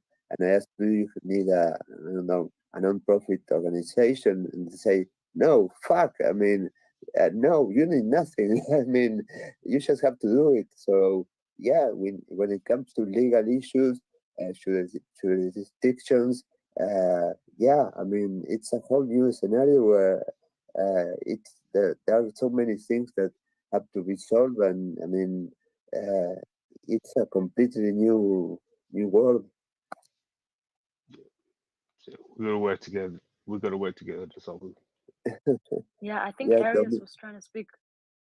yeah, Arias, are you there? uh, Yeah, yeah. So, I used to be a developer, and in a perspective of what I think the biggest challenge we have with NFT right now is, and I don't think any company can solve that problem right now, is that we're storing NFTs with the company. We're not storing it in the blockchain. The only thing we're storing in the blockchain is the transaction of the NFT, right? So there are what we call binary numbers, and each and every picture, or is it art or a video, is stored in what we call the binary code. And if I literally take a picture right now, I can be able to convert it into a binary code and then have it stored as a number, which is what I can use on my laptop or my computer to save as a transaction. But the problem with that is a binary of a picture can be around 10 million, numbers. So if you're thinking about that, you know, if we're to say, hey, and that means that if we have a binary of a picture, we can have a duplicate of that binary. So to say, in a perspective of people that are taking screenshot and are probably posting it, they wouldn't be able to do that anymore, because now you're not storing the transaction, you're storing the photo as well. But when you talk about 10 million characters, right? How do you then fit that into a transaction that does not cost money? I believe a lot of people are complaining about gas fees. If you're to bring that binary number into the transaction, you're talking about thousands of dollars, right? In order to just move one NFT, or in order to keep one NFT. I think the solution for all this exploit, all this, whatever, all this security problems we're having is to change that transaction we're storing. We shouldn't store only transaction, we should fully store the picture in a code. But the problem we have with that is that, you know, we can't really do that easily because there are a lot of characters in it. So I just wanted to shed light on the security aspect and what people can do to, solve it. But it's like impossible to do that at the same time. So there is a solution, but it's like impossible. That's what I wanted to say. No, I mentioned earlier that actually, when mm, you are creating an NFT, uh, storing the NFT as part of in the blockchain itself, it's something that is extremely expensive. So that's not an option, unless it is just a pixelate image that is very the size it's we are talking about bytes, maybe. But when it comes to reality, it's I mean it's the cost of storing the NFT, I mean the digital art, the audio, the video, the picture, the video on the blockchain. No, it's that is not possible. So what you're storing on the blockchain is all the information about the transaction and a link to the file that is basically the NFT. I mean, there are many solutions to do that, such as, for example, IPFS, that is basically That's an it, standard. 100%. IPFS. Everyone should be running an IPFS node. Dominic, you've had your hand up for a while. Yeah, go ahead, The only Dominic. thing the only thing I wanted to add is there a way to record this, because I have to leave, but I still want to catch the rest of this. I don't know how long you guys are gonna go. So is there a way to We record this? Does wish anybody we know? wish there was a way to record it. No, Tonya is streaming this via YouTube, Yeah. Twitch, Yeah. Hold on. Let me the let me pin platform. the social chat's Twitter feed right here. It's streaming on Twitter Yeah, right now too. Hold on. Twitter, Twitch, Facebook. I wouldn't enter into Facebook, but okay. I hate Facebook otherwise. Has that been done? Is it recorded? Yeah. I mean, it's always been recorded. Irian can get the audio file from this directly from Twitter, but Tonya So right now is it's right there streaming it above the online. nest. So go ahead and Yeah, bookmark this. So when we're done, so when you're done doing whatever you're doing, that it's a live stream, so you can just rewatch it. yeah. Right now it's Okay, being so I streamed. bookmarked That's it, and awesome. that's Tanya, right? Yep, Yeah, that's me. it's Okay, been perfect. I already bookmarked it. Nice. yeah. it's streaming on YouTube, and all the spaces that we have had about NFTs are also in her YouTube account, so you can watch them. Thank you guys. Have a good day. Take care. Bye bye. You too. Have a nice day. Peace.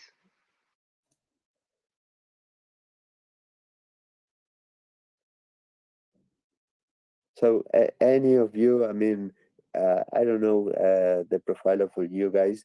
I would like to know if any of you are artists that are actually creating NFTs, and have you noticed, I mean, any problem, or have you been victim of any kind of um cyber crime, hacking, or whatever, uh, when it comes to using, publishing, selling your NFTs?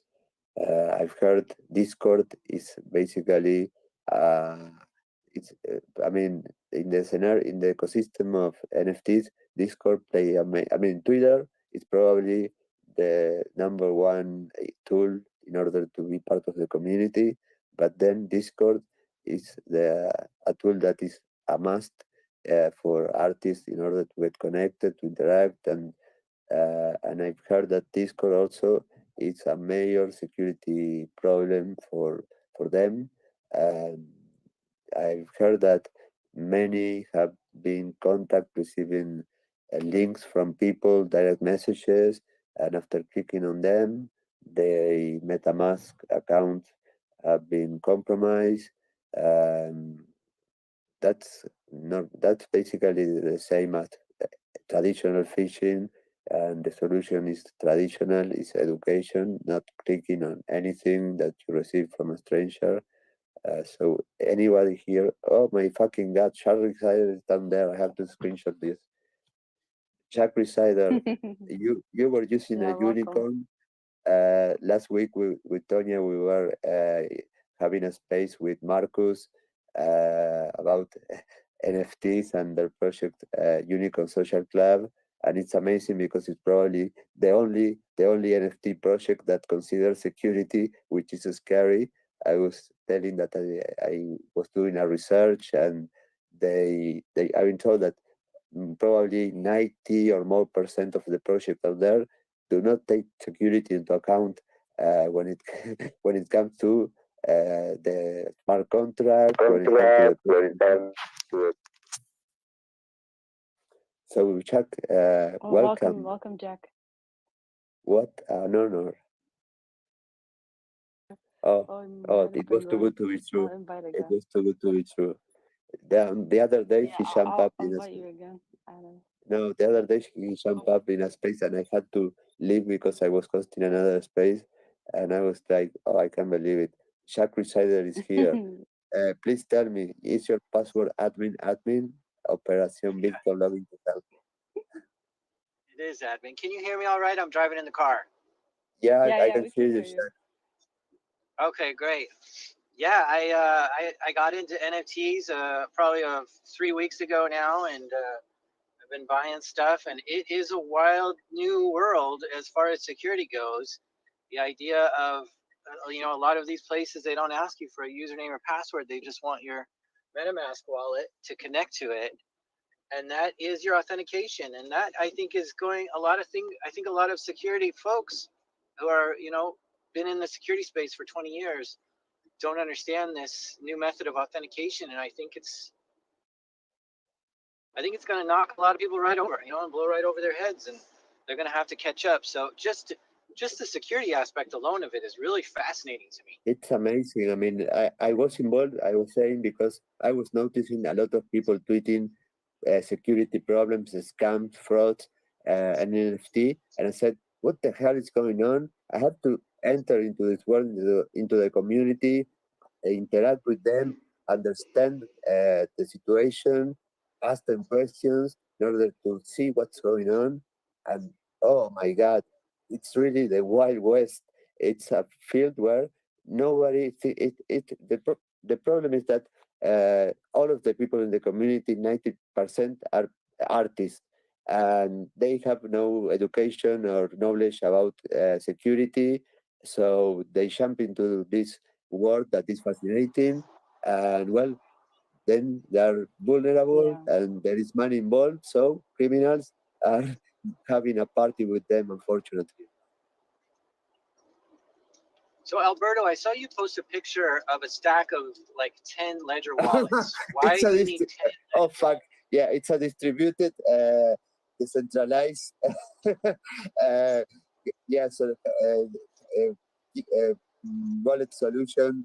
Yeah, those were the wallets that the Interpol says for me, and they gave it back to me last week.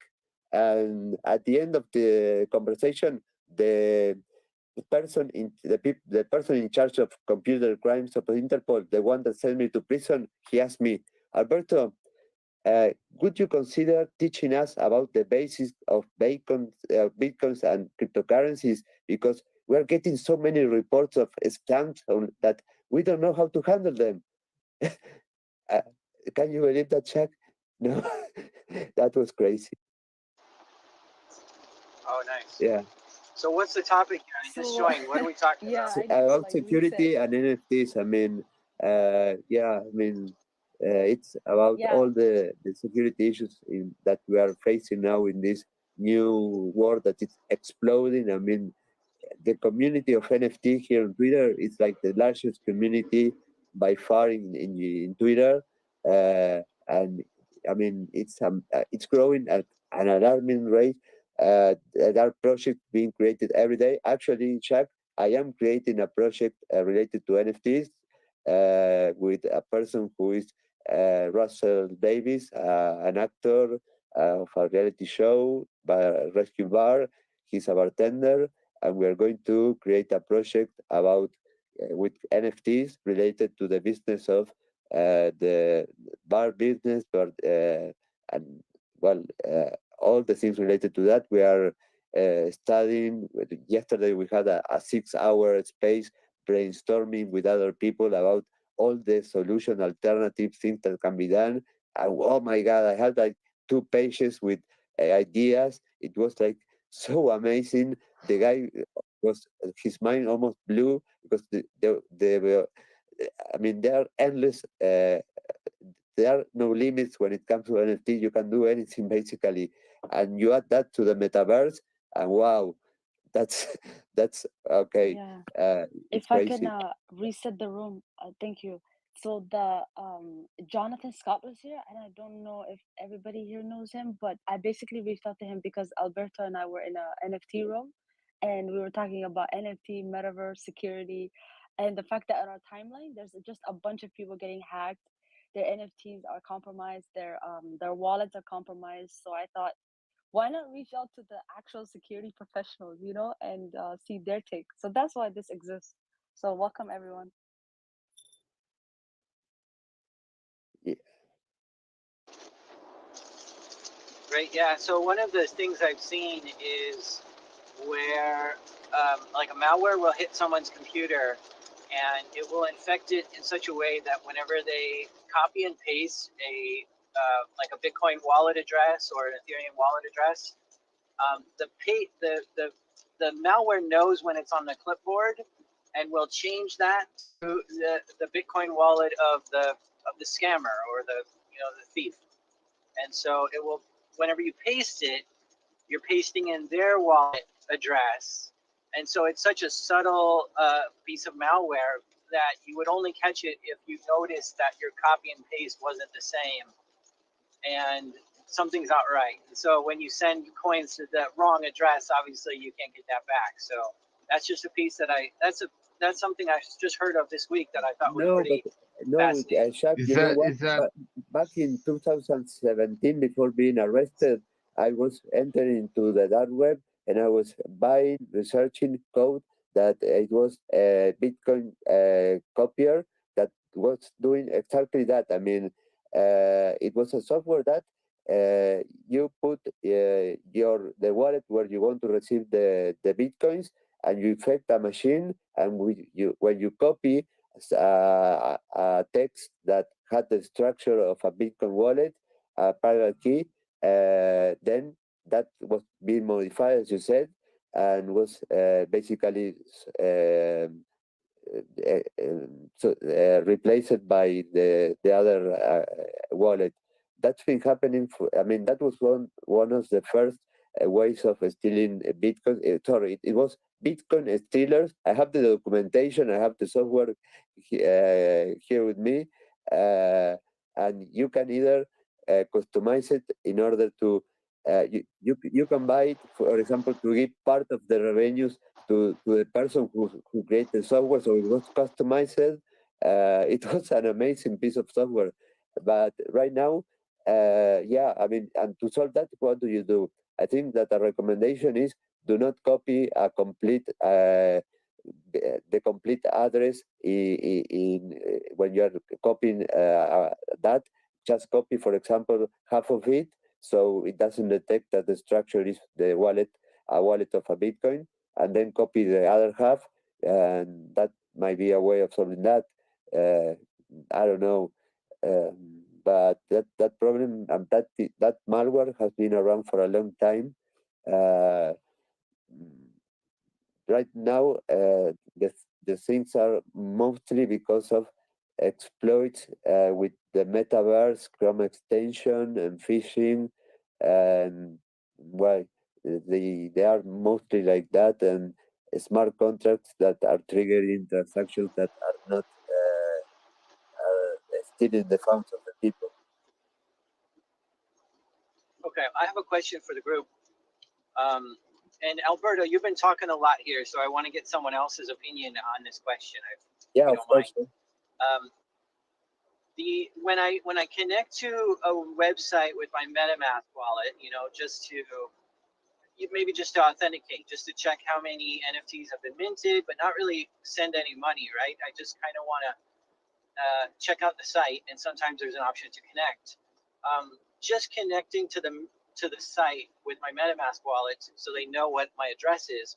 What kind of risk does that pose? And I'm assuming there's none until my wallet pops up and says, "Do you want to confirm this transaction?"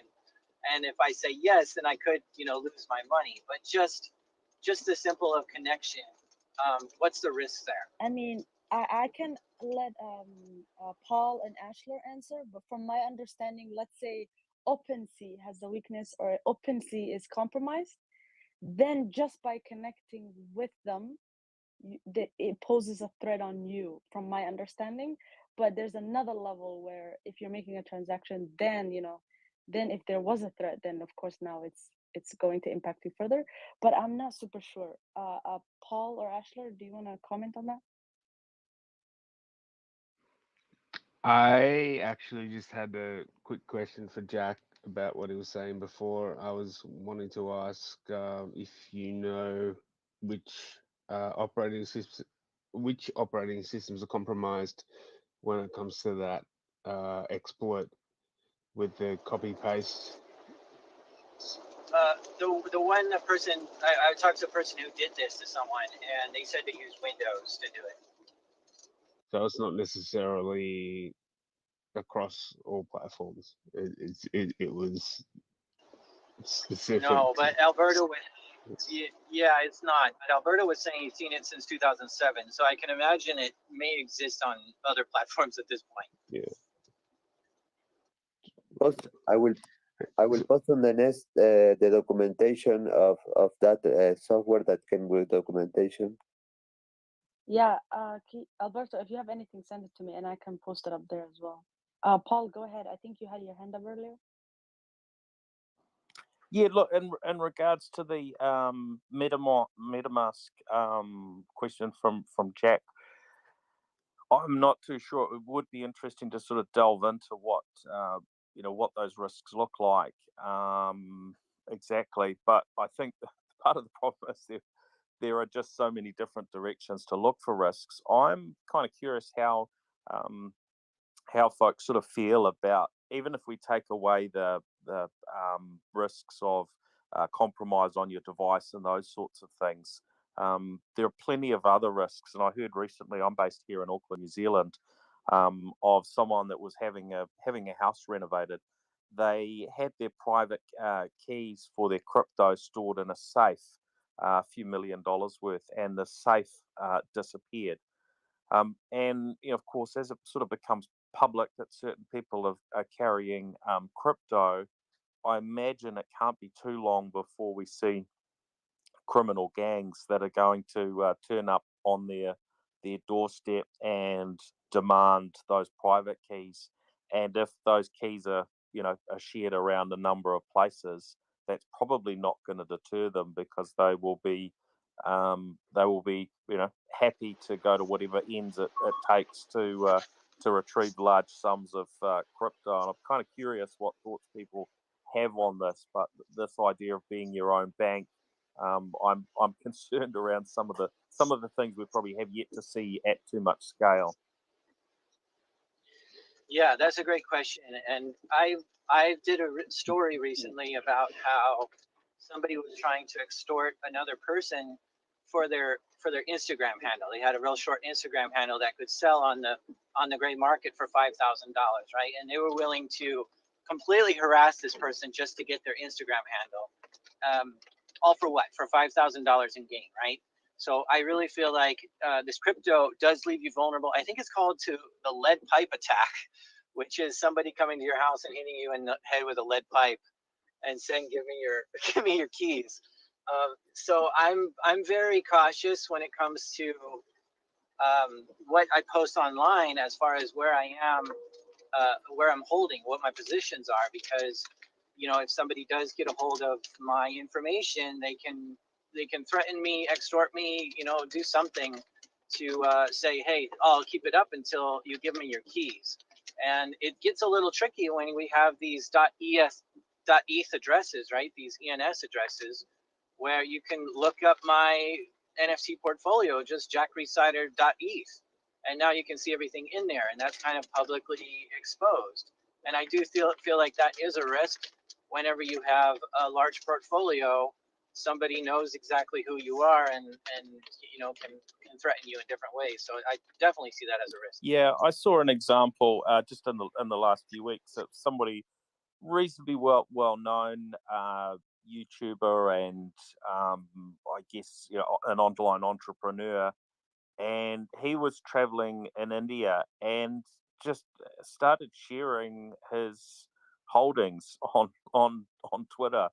And so I messaged him and alerted him how unwise that was, but it didn't take any notice at all. So some people are just totally relaxed about it. I guess in the same way we see that with cybersecurity, when people aren't taking the basic precautions, and you let them know, and there's no interest at all in changing habits.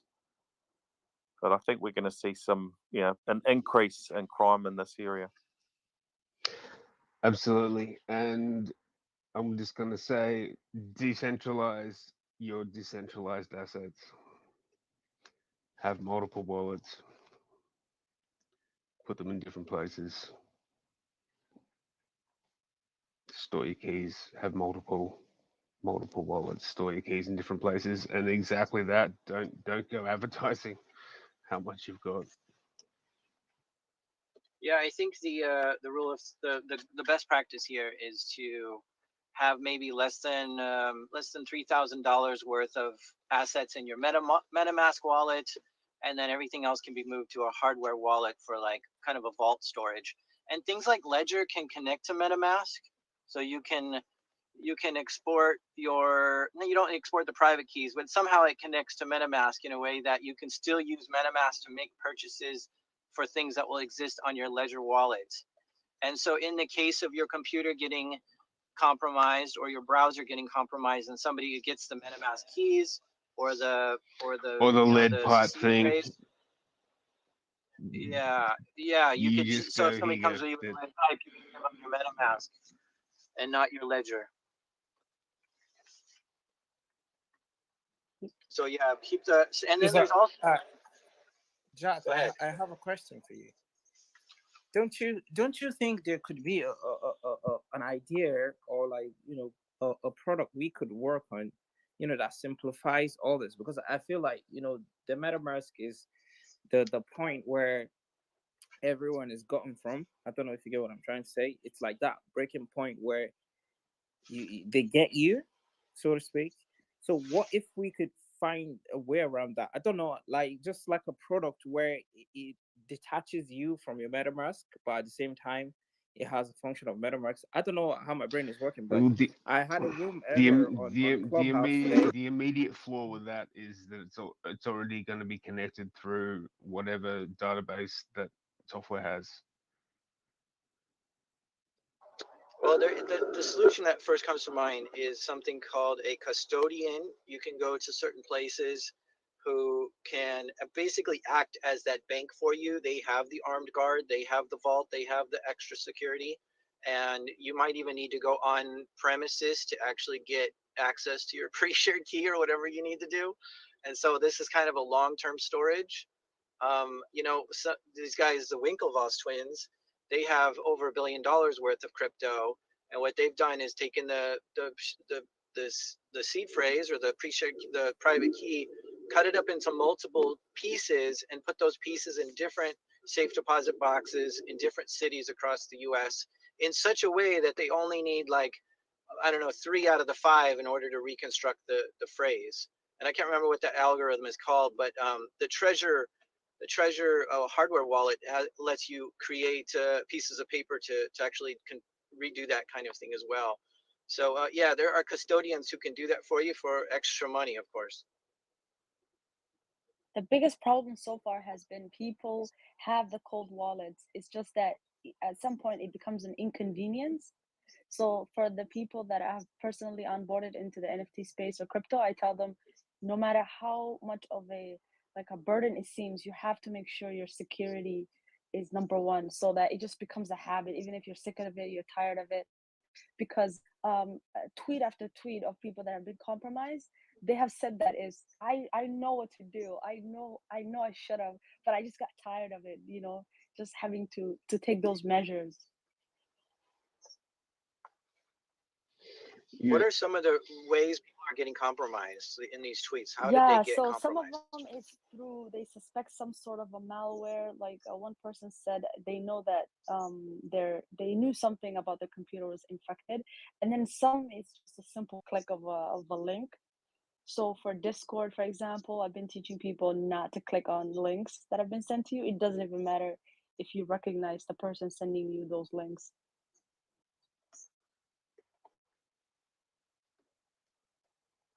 Yeah, and then there's a whole world of scams out there you got to be careful of too. Oh yeah. The projects themselves can be actually cash grabs or scams as well. Go ahead, Ashley. 3 words: education, education, education, and hopefully people listen. And they're either going to listen, or they're going to learn, or they're going to learn the easy way, or they're going to learn the hard way.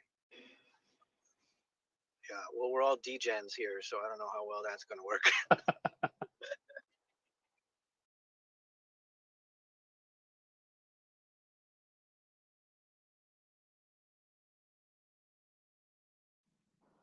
Welcome, Eris. Go ahead, Paul. I guess part of the problem is that gap between what the Winklevoss twins are doing, which you can justify if you've got $1 billion, and where do you draw those other lines? And because as we heard, you can be educated to know what you should do, but there's the inconvenience piece. So at what point do you slice and dice up those private keys and ship them to have them, securely stored in different parts of your own city or another city? And that's pretty challenging, I think, for people to know how to do this, and especially those that are new in the space, maybe not particularly tech savvy. And then you add in those challenges around cybersecurity, that it's hard enough for large businesses to get their cybersecurity into a good state. And Jack's podcast gives plenty of examples there. But then you look at private individuals getting their cybersecurity right, well, we don't, as a society, generally do very well on that front. So it seems pretty hard to be highly confident that things are safe without going to a huge amount of trouble. Yeah, and there's another step that I didn't hear yet. It's called multi-sig wallets.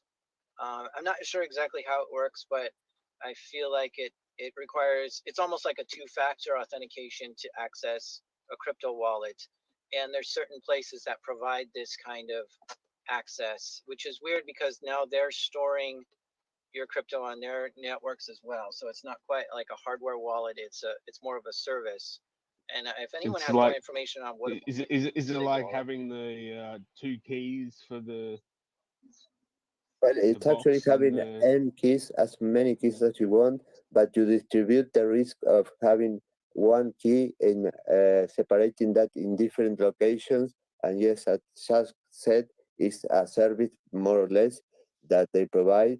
So basically, the single point of failure of having your private key compromised is being eliminated. It's being eliminated. So you distribute the keys in several the keys in several locations. There are many services that are providing that, and the way they handle it is like basically they are using many different keys distributed in different places. So uh, in order to actually make a transaction, you have to have access to all of them in order to commit a transaction and actually be able to access to the funds associated to certain wallet. So yeah, and it's a service. It's basically a service that they are providing. It's not a solution that you multi-sign in your computer a key. It's something that is a service, a distributed service. Yeah, it's like a extra layer. And from what I understand, if you heard of DAOs, that's one of the ways they are protecting it is that it's like a community-owned multi-sig wallet. So it's, one person can go rogue and just, take everything over.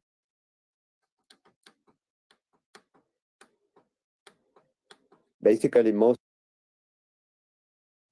Oh, so go ahead, Alberto. for most of the changes, that is a must. I mean, all of the changes run on a multi-signature architecture because they cannot. I mean, the private keys cannot be assigned. I mean, they cannot. The risk of having their assets associated to a private key is not accepted. In order to make any movement, you have to you require something that is basically verified by at least two parties. So it can be a double signature, triple signature. You can put as many signatures as you want, but not one. So you guarantee that at least two parties are required before proceeding to executing or any transaction on the blockchain with that private key. And all the exchanges have multi-signature features, and the exchanges that have been compromised and hacked, many of them, the reason was that when they implemented them, they didn't have multi-signature in the systems. So, for example, a programmer could write in the code of the system certain malicious portion that could allow him to move the cryptocurrencies to his wallet because and that is prevented by having multi-signature. A single person cannot do that.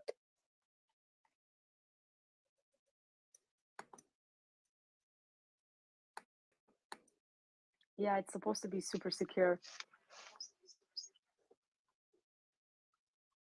So I think another risk we've got to consider is just losing access to your own device because you have a hardware crash or just a system crash. And what we need to make sure we're doing is preparing for that situation. And the best way is to store the seed phrase in a system that's not on your computer that could, get wiped for some whatever Yeah, I was reason. saying that I was a So stupid and I was a victim of that. I was having my ledger nanos with the devices and the card with the 24 words in the same place. So I was stupid. And when Interpol seized my apartment, they took the wallets and they took the cards. So goodbye cryptos. I mean, it was my stupidity.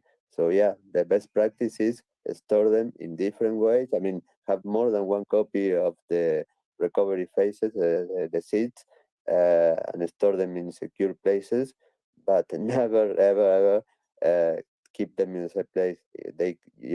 Your can be. I mean, the device can be stolen. Your house can be burned. I don't know. Anything can happen. I mean, you believe me, Chuck. Anything can happen, and anything can happen to me. So I know. yeah.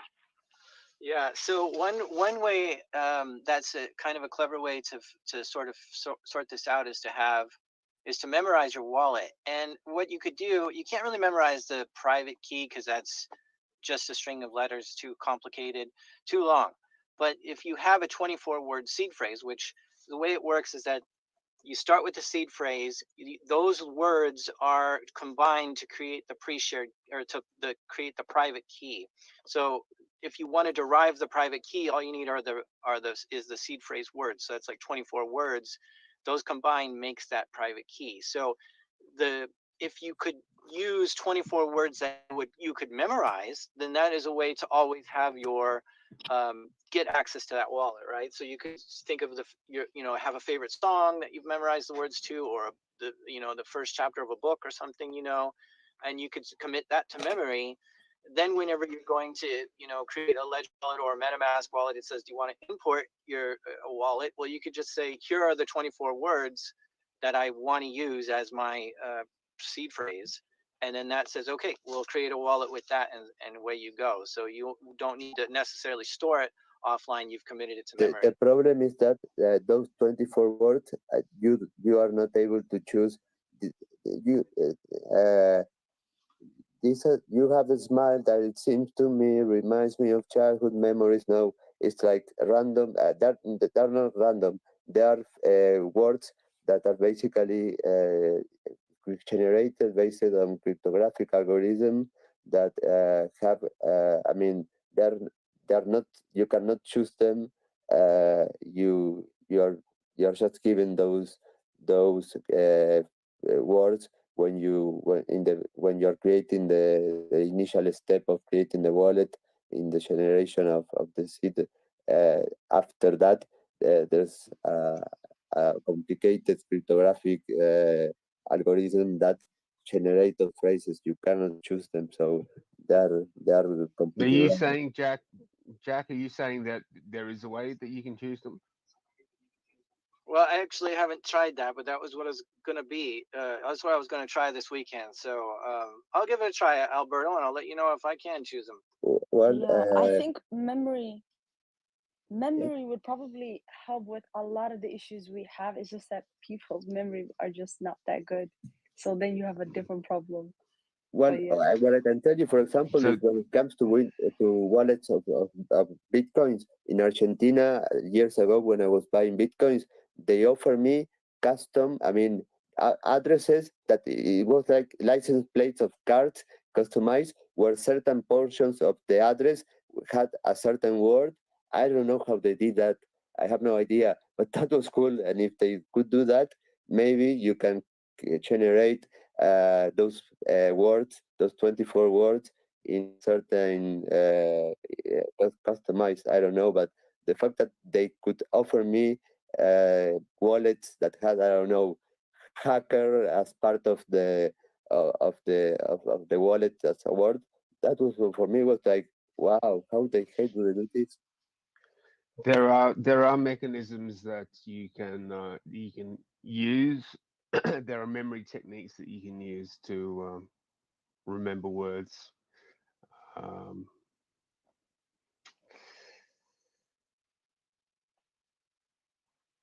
I don't know if I kind of if I share this, is it going to no? If yeah, yeah, Yeah, don't share too much. there are yeah, uh, there are yeah. I mean, maybe you can come up with your own, but there are mechanisms that you can use in order to memorize translate letters into numbers, and then you just remember the numbers, and then you can yeah, it takes a little bit of work, but once you get the technique down, there's yeah, there are ways that you can do this that makes it really easy. It's a skill that you can practice, and I'd be happy to share this actually. It's like Because having the skills to know how to play blackjack and count the cards. I mean, it's something like that. I it mean, it's not dissimilar to that. It's kind of, but no, there's yeah. There's one main mechanism that I know, and it's literally on a piece of paper right here in front of me. It's around the sounds of letters, and you can. It takes a little bit of time. If you can't remember the words, it takes a bit of time to work out, between a few options what they are, because it is a lot easier to go from the it's easier to go from the number to the letter than the other way around. But it's something that I've used to memorize my seed phrase. So yeah, there's ways to do it, and it's something that you can send in an email to someone, securely, or store somewhere that they don't know what it is, and it's like, okay, this, um, yeah, all right, I already said too much. Anyway, um, there's ways to do it. I like the idea of so for people who can't really remember mnemonics or and they don't want to keep theirs in one place. I like the idea that the Winklevoss twins did. Like instead of keeping it all in one place, like KeyPass, distributing parts of the mnemonic over several different places. And if MetaMask had a feature that kind of like KeyPass, I'd imagine it'd be very cost worthy though, where they could keep parts of the private key in different areas of storage. I don't know how well that would work, and if one area of storage did get compromised, then you just have the same problem again. But I really like that idea. And besides OPSEC stuff, as someone new to like NFTs and cybersecurity, I guess my question was, what other ways do we have currently that could help protect our NFTs?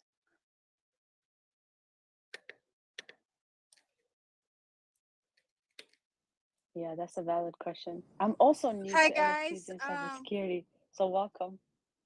Go Hi ahead, Queen. guys. One thing I was recommended is that if you have more than $2,000 NFTs in your wallet, then it's worth it to get Trezor wallet and Trezor and Ledger.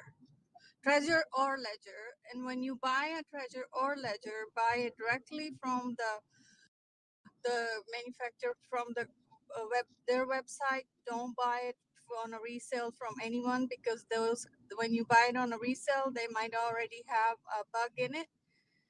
And don't buy it used. So buy fresh Treasure or Ledger. And the one that there is a YouTube link I could send later.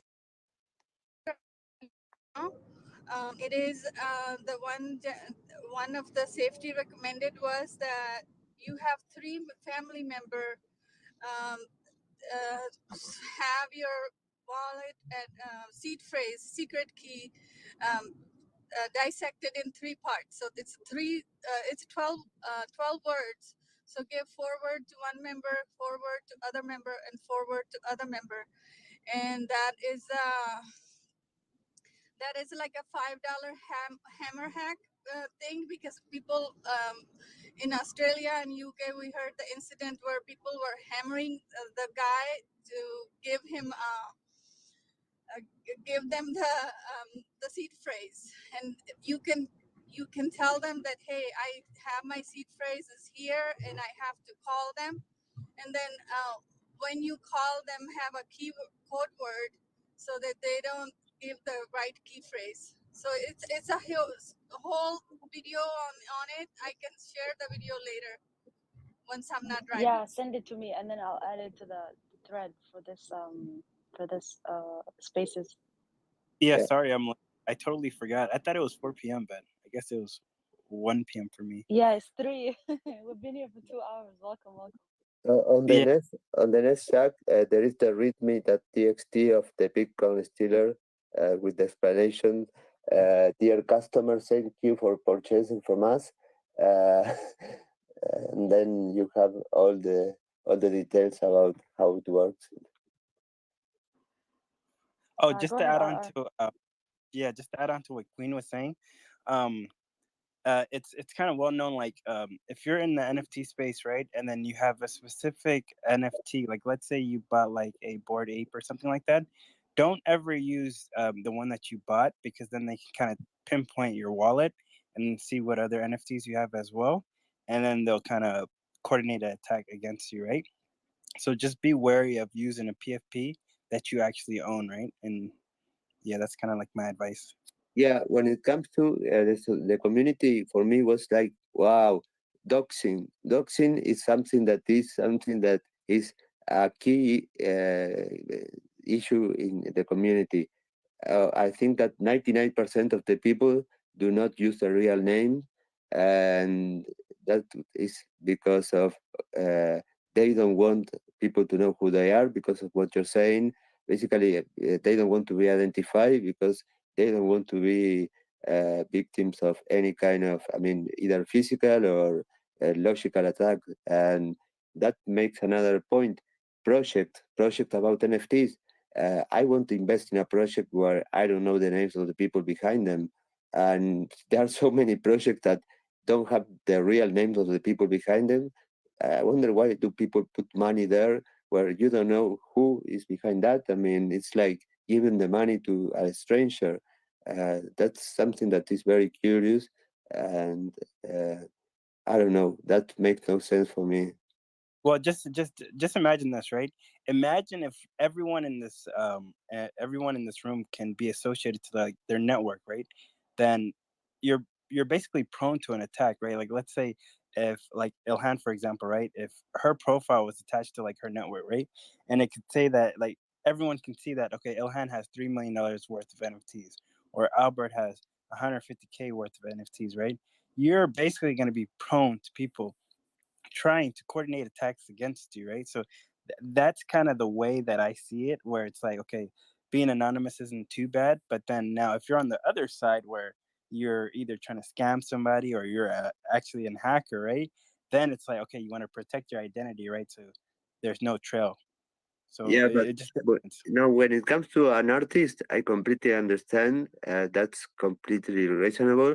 But when it comes to project, it's my curiosity because I mean, when it comes, for example, an ICO, when the ICOs, the ICOs started appearing, the teams of the project were something that were a key in order to invest or not invest in that project because of the credibility, trust that those people might have. And here, there are projects that you don't know who's behind that. So that makes me very curious. Yeah. And yeah, I mean, at the end of the day, I have my name here. This is me. And I don't say that I have I said I have no Bitcoins. Even if I had, I wouldn't say it. I mean, you don't brag about that. You don't talk about that because if you do that, you are basically saying, okay, attack me, try to Putting a hack me. target on your head. Yep. So yeah, that applies to everybody who, I mean, not only the artists, everybody who has cryptocurrencies or money or anything. Do not say it. Don't give that information. Don't brag, because you are giving too precious information, and you're being likely to be attacked. Yeah, and just to Yeah, add on to 100%. yeah, Go just to ahead. add on about what you were saying with ICOs and stuff like that, the way that I view an ICO is like it's a company, right? So if you were to launch any Web 2.0 or Web 3.0 company, right? We want to know who the CEO is, the founders. We want to know everybody a part of the team, because you have to build trust, right? So, and then when you look at like a cryptocurrency, for example, right? It's like usually if it's a legit project and then they already created a LLC or some type of legal formation of the company, right? They're willing to dox it, right? But then if they're just trying to spin it up and then basically trying to rug, then it's like, okay, well, if we expose ourselves one time, we can't do it a second time around, right? So that's kind of the reason why I feel like most people don't dox themselves. But RR, I think Yeah, and the we are completely docs. Sorry, I can wait. oh, go ahead, go ahead. We are completely doxxed. I'm meeting the artist right now. I'm doxxed with the teams that I'm working with, but then I did have a wallet that got compromised. So now, what I would recommend is if you are going to participate in the giveaways, create a second wallet and receive the giveaways in that and do the giveaways from that one. And that's what I'm doing. Yeah, anyone in this space should have multiple wallets, right? The way that people do it is like, let's say you buy 4 or 5 NFTs of a certain project.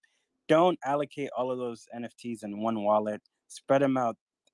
Spread them out, right? So that if one address gets compromised, at least the other ones are safe, right? So just keep that in mind, right? Don't just hoard all of your NFTs in one wallet address, because if that wallet address gets attacked, it's all gone. I know a guy that recently that I had a meeting with, and he lost 30 of I guess it's a Sidious project. He lost it's I think NFT heroes. He lost 30 heroes, right? And the total value was like 6 figures or something like that, right? And it's just sad to hear, right? It's like, like maybe if he would have spread out all 30, like at least 3 in each wallet, right? Then he probably would have had 27, right? So it's kind of like you don't want to keep all your NFTs, because if you know how to use Etherscan and you can kind of follow people's wallets and things like that, then you can see everything that they're doing, right? So just be aware, like if you're dealing with the blockchain, everything's transparent, and that's kind of like my take on it. Yeah, that's a good point. But it also it creates a problem because if in the NFT space, a lot of the times the profile picture represents you being part of a community. So I've never seen a Bored Ape owner hide the fact that they own a Bored Ape, because now it gives them so much access to not only community, but the fact that they're able to connect with others that also have the Bored Ape. But you're right, it creates a security problem. You gotta hide it because you're a target. All I have to do is follow you, and that's it. I can just have access to your wallet the next day, probably.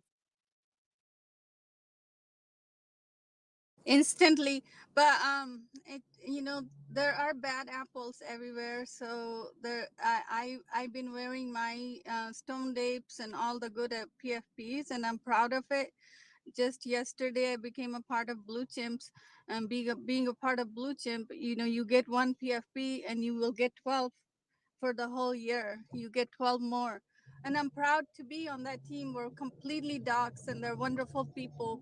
But there are bad people that ruin the name of any industry, and it happens everywhere. So it's just we have to do what we have to do. On that note, I'm not a hacker and I'm not doing anything. But if anyone doesn't have any PFP NFTs and want something, I got some that were given away to me, so I'm giving them away right now. I'm out and about, but if you like some, DM me, and at the end of the evening, I'll send them to you guys. I sent some to Alberto last night. He loved them. And if anyone else wants it, just DM me your wallet and I'll send you some. Queen, you keep Awesome. Yeah, sweet. If anyone needs any NFTs, I got 17 terabytes of them. I'll be happy to send them to you as well. Just DM me. Oh, I saw your tweet earlier that you put Could up. Okay. could you send hi to me, or let me? I'm gonna park right now. Who was saying, Nathan? The NFT bag. NFTbay.org. Yeah. nftbit.org. Okay, I'm driving, so sorry. Yeah, once again, the NFT Bay. I've got 17 terabytes of NFTs. Just DM me and I'll send you a random one. Maybe even a Bored Ape Yacht Club. Oh wow, thank you. But yeah, I'm definitely giving this is a very beautiful one. It's not worth as anything much on the value wise, but it's a beautiful dollar flowing into your hand, and it's just mesmerizing to look at it. So I just have some to give away. So That's so what nice of you. what do Thank you you. need? My a T-shirt or an Ethereum address? Ethereum address. No, I'm asking him for the gift. Oh, okay. Yeah, I remember you already knew what you needed to do with me. Okay, cool. Yeah, So NFT Yeah, same things. It's just your private key you need to share, folks. Yeah, your seed yeah, phrase. that's right. That's it. Yeah. Yeah, just your seed phrase. Oh my If god. you're in doubt, go to the NFT.org Sorry. and in the search bar, upload your secret key phrase, the one that's used for your Trezor wallet. That's what you use. You search for that field in that field, and free NFTs. There's 17 terabytes of NFTs. Just like use your Trezor recovery phrase in the search field. Thank you. Just in case someone is new to NFT and they happen to be in the space, do not do that, please. Please don't do that. I want to let Bully speak. Bully BTC. You've been here for a while. Go ahead.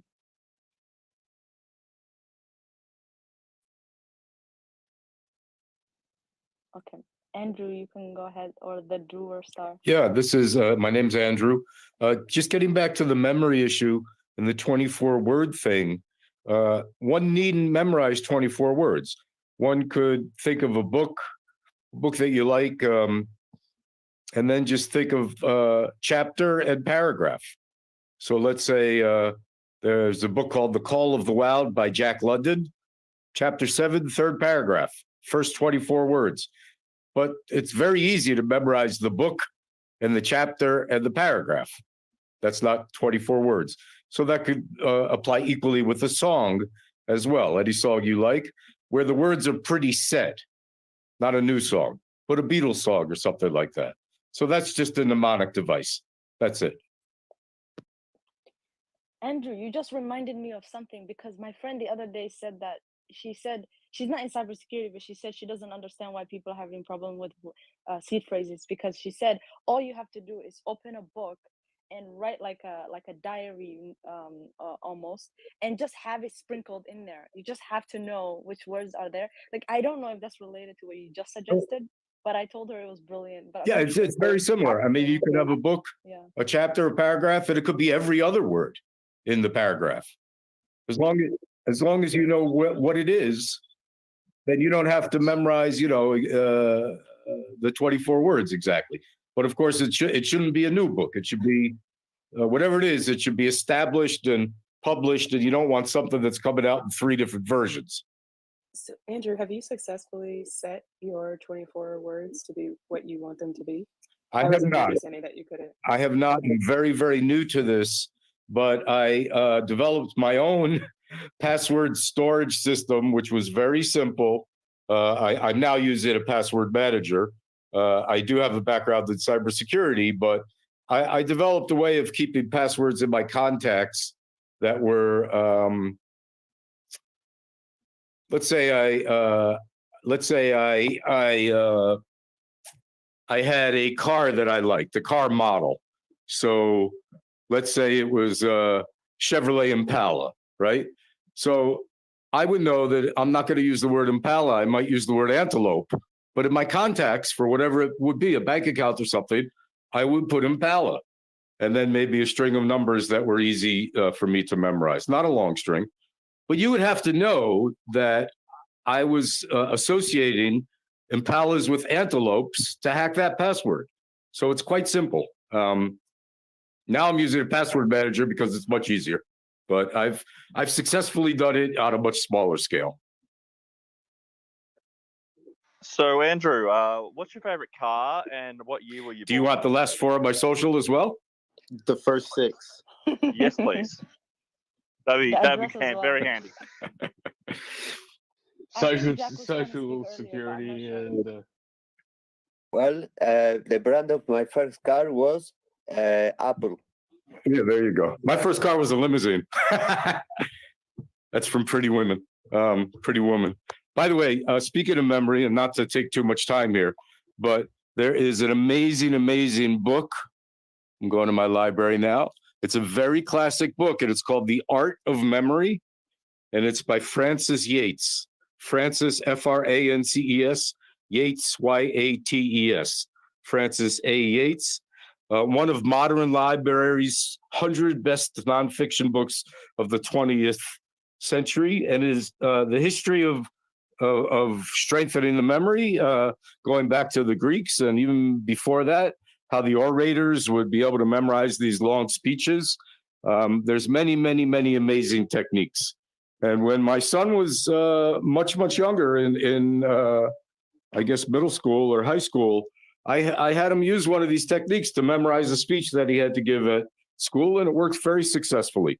But you can associate locations with words and phrases, and there's all kinds of interesting techniques. If I was doing it, however, with a crypto wallet where I had substantial assets, I wouldn't really leave anything to chance.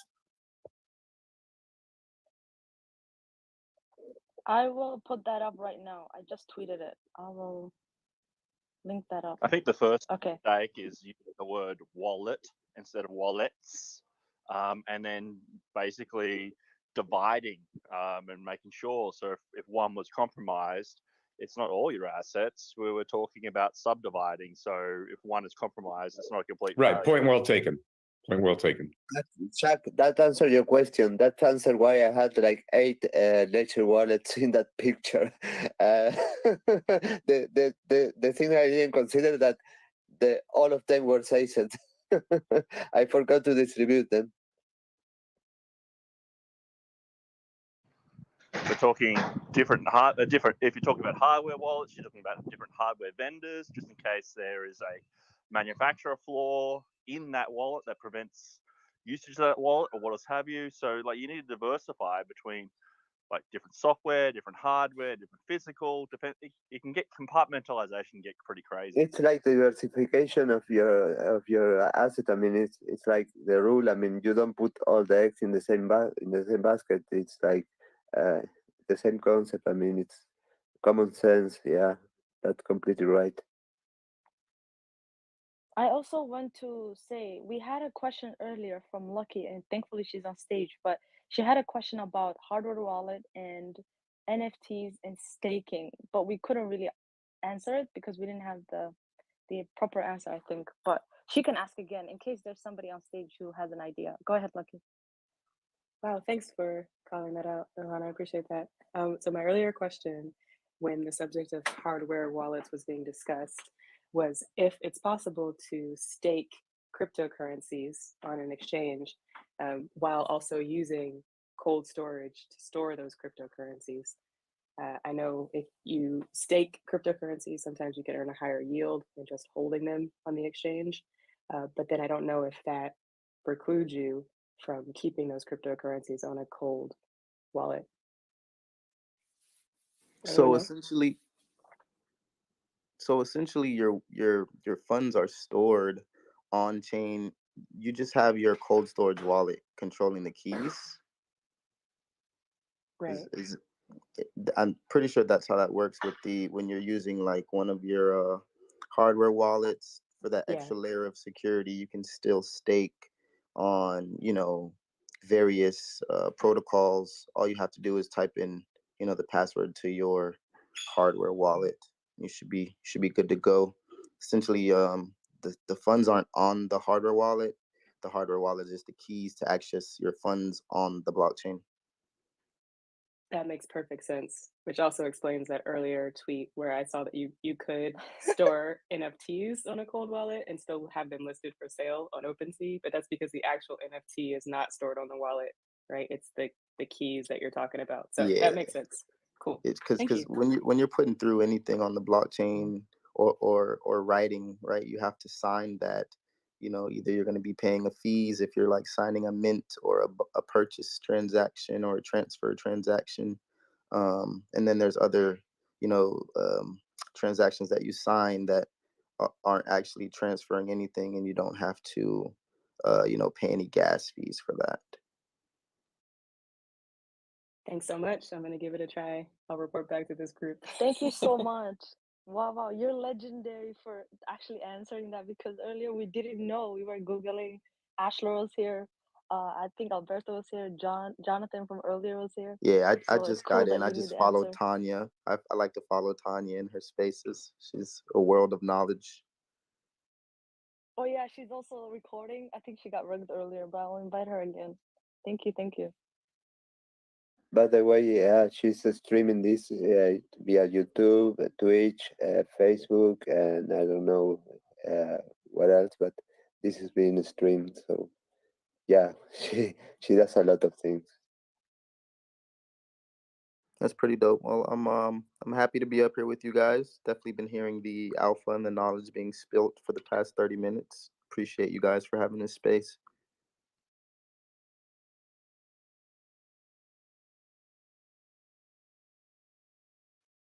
But thank you very much, Ilan, for having me here and for creating this space. It's been very interesting, and the knowledge has been very useful and valuable.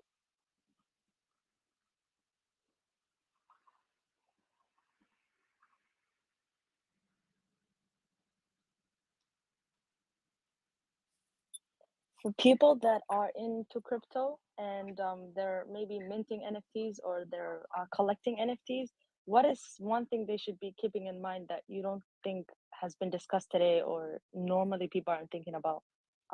Any of you can go. I'd say Nearly all NFTs don't have value. There's only the 1% of the 1% that do. Agreed. Go ahead, Bully. well, I was just gonna say, I mean, NFTs can have value as long as the people holding them give it value, essentially. But I think something that should be avoided when minting NFTs. I can't say for collecting because I'm a collector. I don't sell NFTs.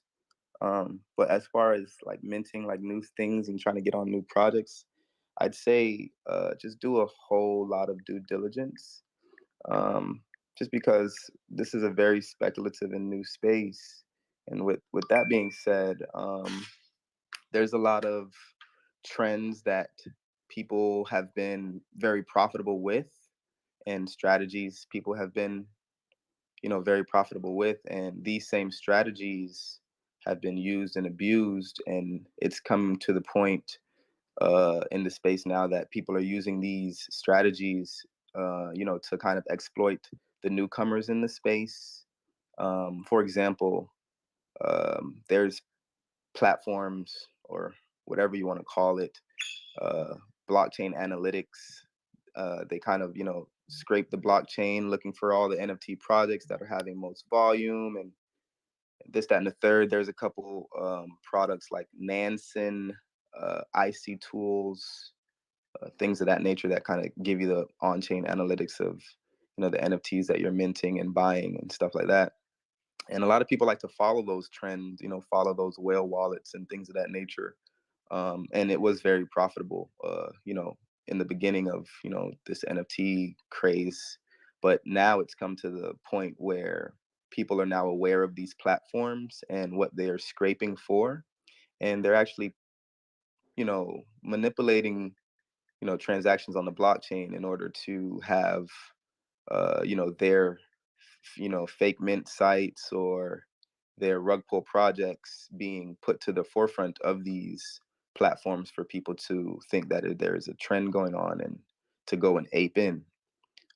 For example, there's a minting tactic that people are implementing into their smart contracts where every time NFT is minted, out of the supply, by like every time one NFT is minted, another 5 is then minted to 5 different influencer wallets, Yeah.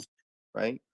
So essentially, IC Tools picks that up, and it looks like a mint on the blockchain. So IC Tool picks that up and says, all 5 of these influencers are minting the fuck out of this one project. And then other people are like, oh shit, these are my favorite influencers. They usually buy into 100x projects and stuff like that. And a bunch of people start minting because they think their favorite influencer is minting. And that's just in a nutshell, just giving you an example of the trends getting exploited, Yeah, that's to like a popular one right now. that's the most popular. It's the most But popular. it all comes down to not having secure practices when programming the smart contracts. Basically, I mean, if you have audited the project itself, smart contracts, those things should happen. No, Well, so essentially, basically, you won't even know, right? Unless, because it's like this, right? Project comes out and it's already minting, right? Supplies 10,000, right? 2,000 are already minted, right? There's 8,000 to mint left. And are you really going to sit there and think that 99% of those people are going to actually go to the smart contract, look through the smart contract? 99% of those 99% of those people don't even know how to read Etherscan or read a smart No, contract to check if there's any of these Yep. no, but I exploits mean, going yeah, on inside the smart contract. That's the problem, right? Essentially, what so people are purchasing NFTs. So now, to be clear, NFT is a computer program as a contract, it's a computer program. So on one side is selling a computer program, and the other side is thinking, no, they're buying art. No, they're buying a computer program. And I wouldn't this classify NFTs as computer program. I would more make the analogy that essentially the blockchain is the world, and anything you want to purchase in the world is an NFT. And in order to purchase these NFTs, you need currency. No, dude, technically, Ethereum is a virtual machine. It's a computer program on the blockchain. So well, in order to have an NFT, you're saying that an NFT is a computer program? well, no, it's just that. I mean, that is the exact words I just heard, if I'm not mistaken. But I mean, correct me if I'm wrong. It's a piece Well, of code. Serenity is the the language that is used mostly for Ethereum to program the smart contracts that run certain logic and they execute the transactions based on that logic that you design. Correct. That's on the blockchain and it's stored there and you cannot modify it. But the behavior of the smart contracts, the smart contract, what do they do? Okay, you want a certain output regarding certain rules in order, and well, that's what I do. And how do I do that? With a program in Ethereum, you can use Rush or any other language. But yeah, they're basically programs running on the virtual machine of Ethereum. That's right. But the NFTs themselves, they are digital assets. Digital assets that are not Exactly. normally. So we always had NFTs, right? We just never had the smart actual contract digital capability assets. to program smart contracts into assets NFTs. The NFT babe, can you let Bully speak? Bully BTC, go ahead. So back to my analogy that I was trying to make before, right? know, Blockchains can be, associated, like if you're a normie coming into crypto not knowing anything, my favorite analogy to use is literally that the blockchain is like the world and anything you want to purchase in the world is an NFT, right? And in order to purchase that, you need cryptocurrency. These NFTs that you purchase have the capability to be coded with smart contracts. Smart contracts are exactly how my man Alberto just explained it. They're just what is it? Contingencies or god damn, It's a what's the C deed. word? What's the C It's word a that you just deed. said? Excuse me? No, the generated an output depending on certain conditions. that trigger Conditions. That's the word. I'm sorry. I'm a little flustered right now. Copyrights. But yeah, essentially NFTs are just things, right? And in order to buy these things or interact, it was a better word. In order to interact with these things, they need a computer code or computer program called smart contract. Yeah. So literally from Ethereum.org, ERC 721, it's an interface. Yeah. Also, an interface what's an for interface? The non-fungible NFT? tokens, also known as a deed. It's an interface. This It's not a program. This is when we get into here is people think that they're buying the digital asset. Well, yes, they're They're buying buying a a link smartphone. to So an asset.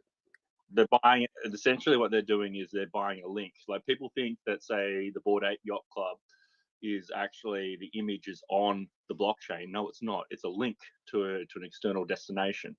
So that comes into, if you're thinking about investing in NFTs, what is the quality of that NFT? What is that linking to? Is that linking to a Google Docs, or is it linking to AR Wait, Weave? Is it it, linking IPFS. NFT, but that's not always true, right? Because for on-chain, like generative projects, for example, they store the metadata. They store everything that is the image in that There link, are right? exceptions to Okay, this, yeah. right? There are, of course, on chain, especially on Polygon. But do the layperson who's getting into investing into NFTs be able to understand this? No, I mean the people that enter here knows nothing. They just know that they are artists that they can sell for a good price what they create, and they know about NFTs, and they know they have to go to OpenSea, have an Ethereum account, and they know nothing more than that. They know nothing about programming. That's They the know limit. nothing about Wait. So when you said the word, oh, I'm sorry. When you were That's saying the the problem. definition that you found, can you repeat that again? Eichler? I'm sorry. The definition is it's a standard interface for non-fungible tokens, also known as a deed. That is 721. That is what the vast majority of NFTs are based on. And that's It's the an definition of interface. NFT or Yeah. No, yeah? that's a definition of EIP 721, which is what the vast majority are based on. And then you've got some that are based on 1155, which are semi-fungible. Well, we have. Go ahead. But that's that's yeah. Yeah, I would like to That's how let it's a written. sleeping kangaroo speak, my friend, but before that, I screw all the situation that I was talking about the other day, just for the record. Hello, with sleepy kangaroo. Yeah, he did a generative project, right? So I think he can speak towards it. Go ahead, Sleepy. Hey, Alberto, what's going on? It's good to see you again. And Good everyone to else see in you the room. again. I just wanted to, I jumped in and I was listening a little bit to the conversation, and I just wanted to, oh, hey, Ashla. I just wanted to comment on one of the things, or clarify, I guess, one of the things that I just heard about when you buy an NFT, you're not buying the asset and all of that. I think someone made a comment on what about the NFTs that are stored on chain. Does that not mean that it's that is also the NFT? I think the example that NFT Bay was trying to make is that when you're buying an NFT, you're not buying anything like as an asset. There's no image. There's no Awesome. yeah, it's nothing. You're not buying anything We can other than a place on the blockchain. And the way I like to, I think the best way I like to explain this is like a house. When you buy a house, you may not necessarily be buying the physical property on it. You're buying the address. I buy 247, this street, New South Wales, for example, and that place is mine. That physical area is mine. But what is on it, I don't know. I haven't seen it. Let's say I bought it blindly. I don't actually know what's on it. And it could be this one day. It could be something else on another day, and that can be concerning. So if you're paying a lot of money, you want to know that whatever's on it stays on it. And this is why people then lead to things like IPFS and Arweave, which include on-chain solutions. So if it's IPFS, it can be changed, it can be removed, deleted, a lot harder than, although it's a lot harder than most other things. But what it does guarantee you is, I know for a fact I bought a house that looks blue. And if at some point it changed, I have proof that it has changed. The solution with on-chain, if I store the asset on Arweave, it's like saying I bought the address, but the house that's on it is, I don't know, somehow concreted, drilled into the ground. I don't know, it doesn't make physical sense, but you get what I mean. It's like permanently stuck there. I'm not buying that asset. but I'm buying the land. I'm just giving the guarantee that the asset that is on the land is never going away. And really all you're doing is buying an address. The asset can be on chain. The asset is now saying, okay, the asset is also permanent, but the asset is not the NFT. Okay, Beautiful. guys, Yeah. I am really Well, sorry. I have a space now in 1 minute with York about this topic, but in Spanish. I have to leave. If it will be actually, we will try to make it bilingual, but I have to leave now. So thank you, Ilan, Thank for you so having me much, here. Alberto. No, thanks No, to you. I really appreciate you for joining us.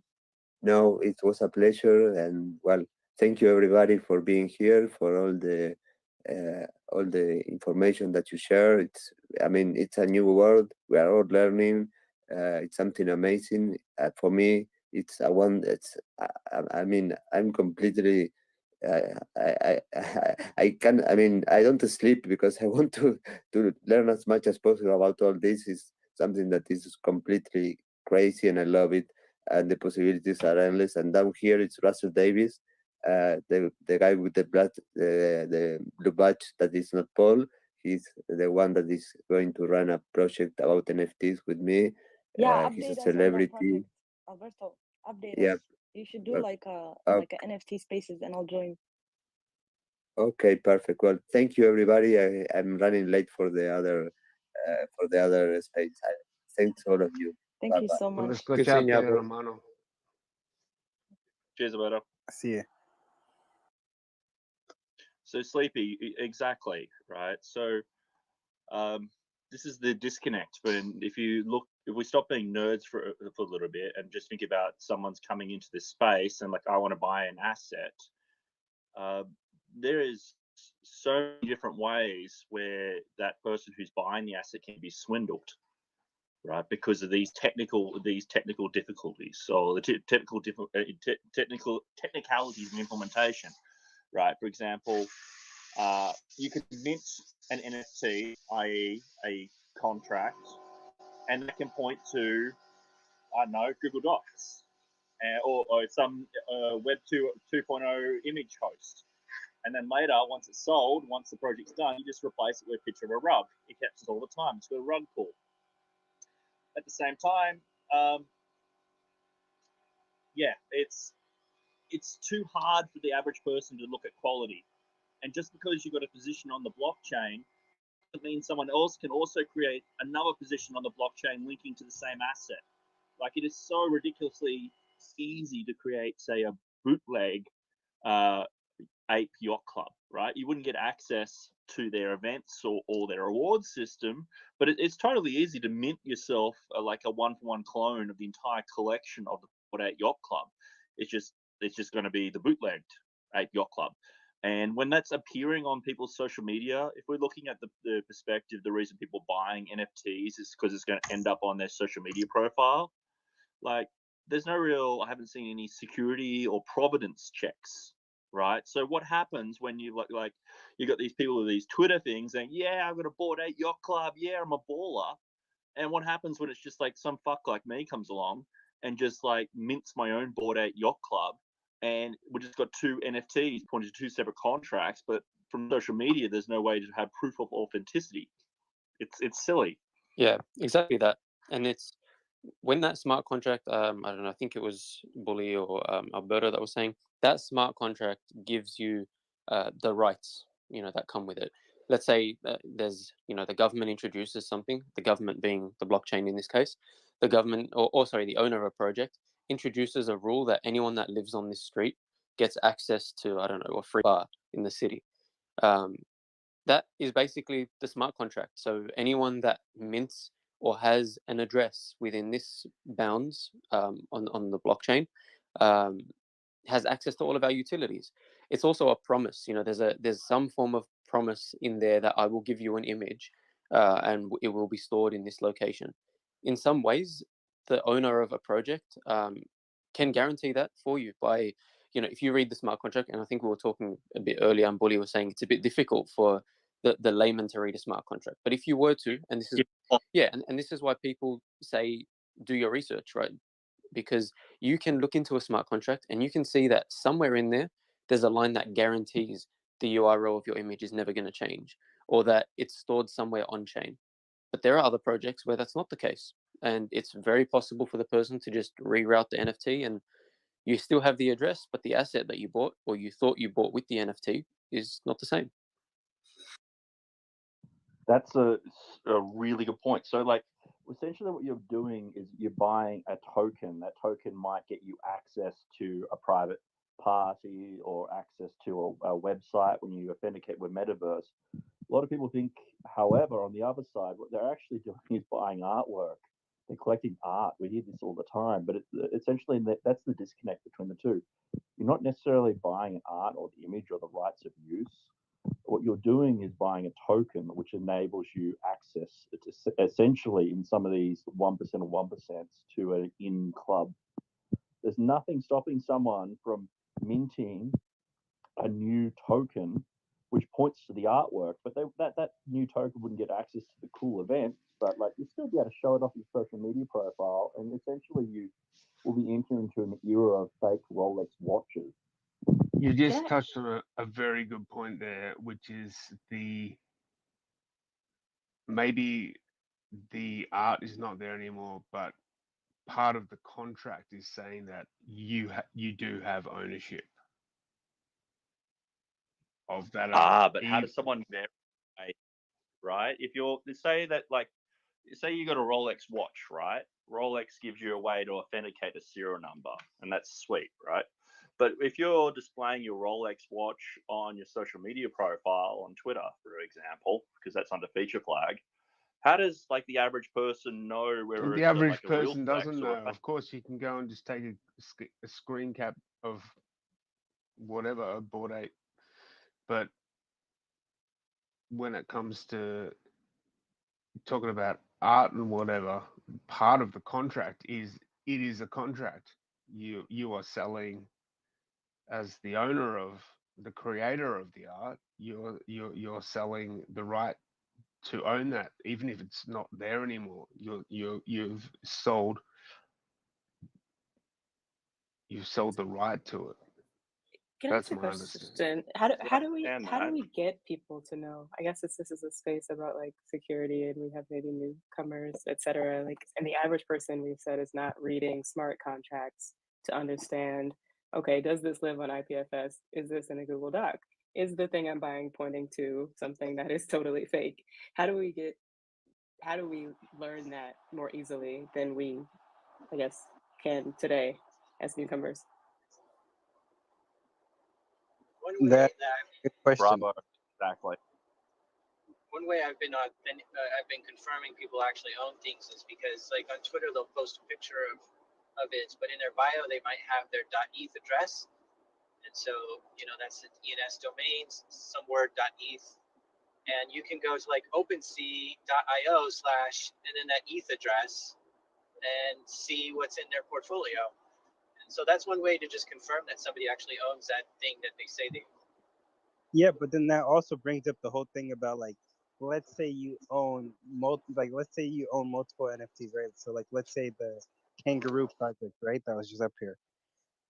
Let's say I bought 5 of them and I spread them out, right? So I'll display one ETH address, but then I'll hide the other 4, right? But then I can interchange my profile picture to all of the ones associated to me, right? So that kind of brings up the problem. It's like, yeah, you might be able to verify one, right? But if they're stored on different ETH addresses, right, then it's going to be hard. And to add to that, so let's be very specific. We're talking about Twitter here. Twitter soon will have the ability to have a hexagon PFP, which basically shows that PFP is coming from an NFT.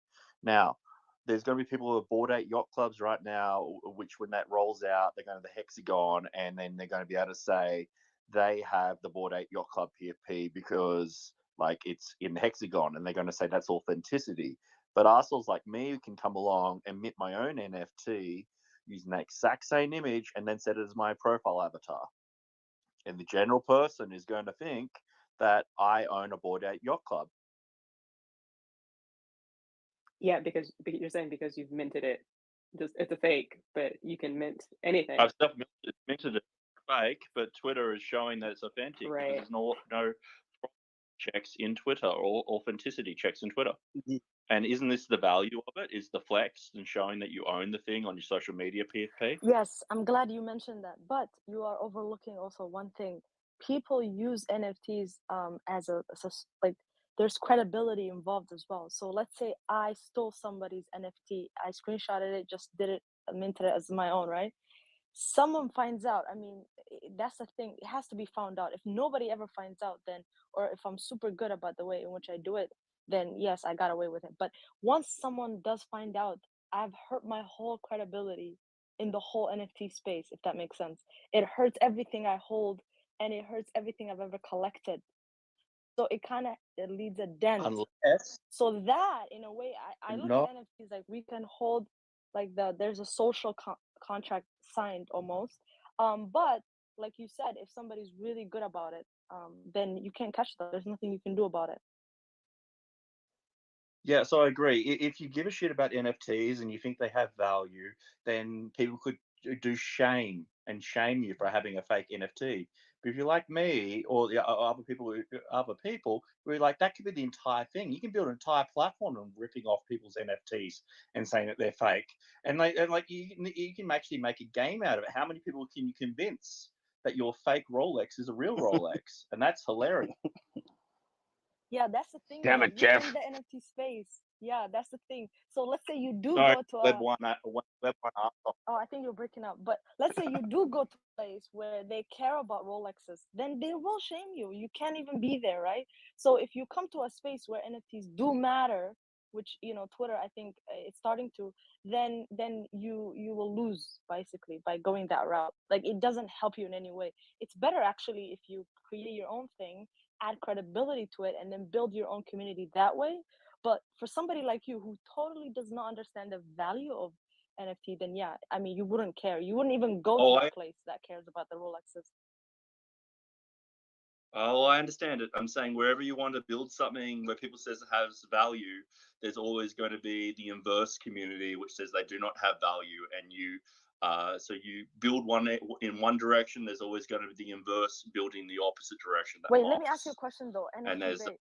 So, do you align yourself with people that, like 10 years ago? I mean, I wasn't, I was way too young, but 10 years ago when Bitcoin and, all that was taking off and such, were you one of the people that said this isn't going anywhere? Like you were going against it, or do you see yourself aligned with such people, or you're different? I'm just an engineer who sees problems, right? And engineers who see problems, we call them out, we see it, and we try to make things better. So I'll give you a good example. Right now, you can send a NFT to anyone, right? You just need the wallet destination address. Am I wrong there? No, that's true. What happens when fuckers like me start spamming people's wallets with NFTs? It happens now, but That's What happening now. yeah, but Yeah, what Yeah, it's happened already happening. what happens when fuckers like me, well, probably not me in this case, but let's say people from 4chan, right? They start you have celebrities showing their wallets publicly. Check out my art gallery. What happens when people start sending revenge porn there, right? That shit's going to happen. It's coming. This has all happened before in Web 1 before. What my point being is there's no abuse mitigations that have been built in currently. And if someone starts sending you abusive things to your wallet or destination that you do not want, Web3 unfortunately has this situation where you got to pay money to get rid of spam. You actually got to pay money to burn that NFT. And like if they send something bad enough, you got to burn the entire fucking wallet, right? And you got to rotate all your NFTs, and all the time. By the time you've rotated to a new wallet, people in 4chan are going to send that same dodgy shit to your new wallet because you want to show off your NFTs, and we're back there again. yeah, from my knowledge, the only like the way that Yeah. they do it, like your NFTs are on one side and then they hide the rest, right? So they hide the spam, but then it still lives in your wallet. That's kind of the problem right now. That's the problem. It lives in your wallet. What happens when you're, say, a high-profile actress getting into the NFT space, and a whole bunch of haters start sending deep fakes to your wallet and showing up in your social media profile. Yeah, that's a big problem. I think security Splinter was trying to speak. Go ahead. Yeah, sorry, I just had a comment. Thanks for letting me speak in this. I actually work in the security industry, and NFTs are really new to me, so it's really interesting to hear you guys talking again. So thanks for letting me. But I do have a question. You know, as one of the things that people like to flex their profile pictures, and from an attacker standpoint, you know, is it risky for flexing those profile pictures? Because if I'm an attacker and somebody has like a board ape that they're posting, you know, the one thing I would be want to focus on is try to social engineer them, because we see attacks like on OpenSea where you have people Oh yeah. going as support saying, "Hey, I'm from support. You just lost it. We have an issue with your account. Please contact me." So one of the things that I think of as far as, you know, how to secure your NFTs is really just a security awareness. You know, really be careful who you're talking to online, because I've jumped in Discord servers and there's so much spam and just so much stuff that like, "Oh, hey, you want to buy an NFT from me?" And so from like my perspective is, you know, we really need to help spread awareness, security awareness about social engineering, and those, you know, be careful when you're on Discord and have like a safe internet presence where you go, because I have a feeling, you know, as we get more and more to the NFT space, attackers are going to say, "Hey, this guy's like flexing his, you know, all of his profile pictures.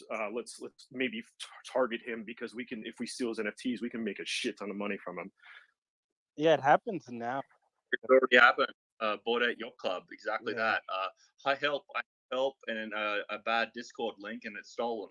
Yeah, it happens now. Like if you go Google, you'll see tons of people complaining about like OpenSea and their NFTs getting stolen, right? So it's like a big trend right now, right? So yeah, security awareness is something that's really needed in the space.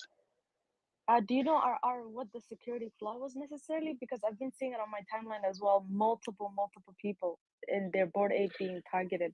People are dumb. That's security flaw. It's People are dumb. Yeah, it's social engineering. Like social engineering, like it's been done before. Like, you know, hey, if I walk in, you know, around my area, my town, there was an example of social engineering is, you know, if I dress as a person from a fire alarm company and I walk into businesses and say, "Hey, I'm like with a fire alarm. I'm here to check your fire alarms at a company." If I can walk, they say, "Oh yeah, sure, sir, come on in." And then I start stealing laptops. That's me social engineering them. So, for example, what they do with OpenSea is they their persona was, "Hey, I'm OpenSea support." They spoofed their OpenSea support account. You can create easily spoof accounts, and then they targeted them and said, "Hey, oh, click this link," and there's links where you can essentially just steal their NFTs and get access to that stuff. So that's you know, just awareness of the social engineering, you know, password hygiene, ensuring, you know, you're not giving your seeds out, ensuring you're not giving your passwords out. Like that's a huge, you know, I think a really easy starting point to get people to understand. You know, it's a baseline start for any security program. Yeah, completely agree. So here's an example of a Discord scam. So easy to do, right? It's "Hi, I need help," and the attacker's like, "Yeah, I'll help you." It's like, "Oh, I can't really help unless you see your screen. Can you please download TeamViewer?" And so you download TeamViewer, and they explain it. It allows you to see the screen, and TeamViewer does allow them to see the screen. And you know, you've done your safety, so you enable TeamViewer so they can see their screen, but you disable their mouse input. But what you may not know is TeamViewer has a file transfer component. From that point forward, the attacker just steals your wallet.dat. Bam, done.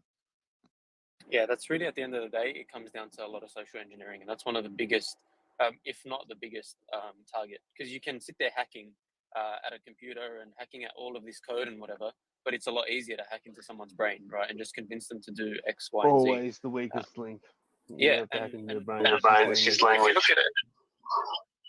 I think just one minor correction. I think the wallet.dat has been encrypted for the last 6 years or so. Early days of Bitcoin, it was as simple as stealing that, but now that is encrypted, I believe.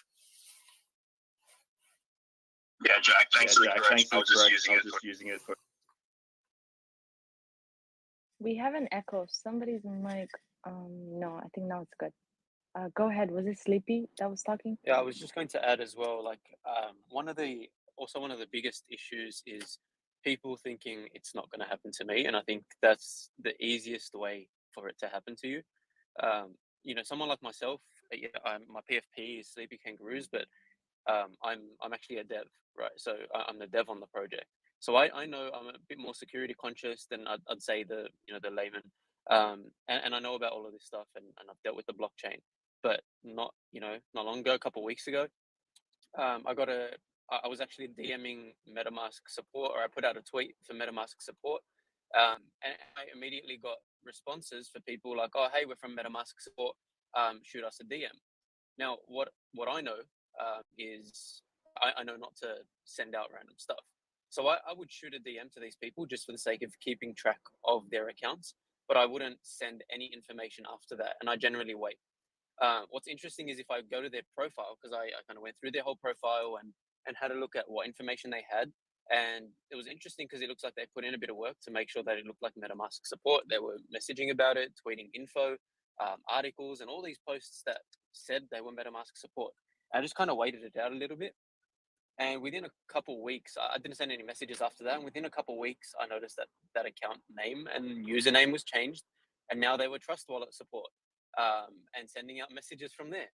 And it's just so easy for them. And like for me, this was really just a test and an experiment to kind of see. I had a feeling MetaMask would DM like that. I assume they're smarter than that. I could be wrong, but any other person might have very easily just sent through random information that they asked if you really needed that support and it was urgent. I just lost my NFT, or this happened. That's when you're in your weakest point, and you kind of go for any stretch. Anyone that puts out a hand, you'll grab onto it. Yeah, you're right, dude. So confidence games. You look at someone can fake their amount of social media followers. So you're in your crisis, you struggle, you need help, you're panicking, and some person with 20,000 Twitter followers reaches out and says, "Hey, I'm from MetaMask." Right? That's the con.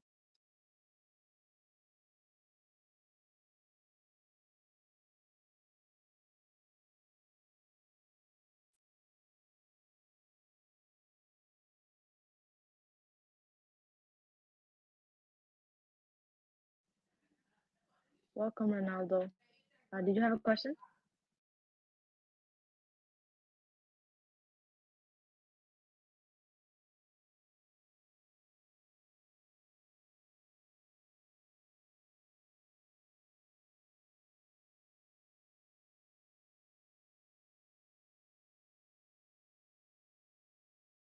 Yeah, I think Ronaldo's gone. Crickets. Anyway, I think it comes down to my two words before: education, education, education. And if I can expound on that a little bit more, it's at multiple levels.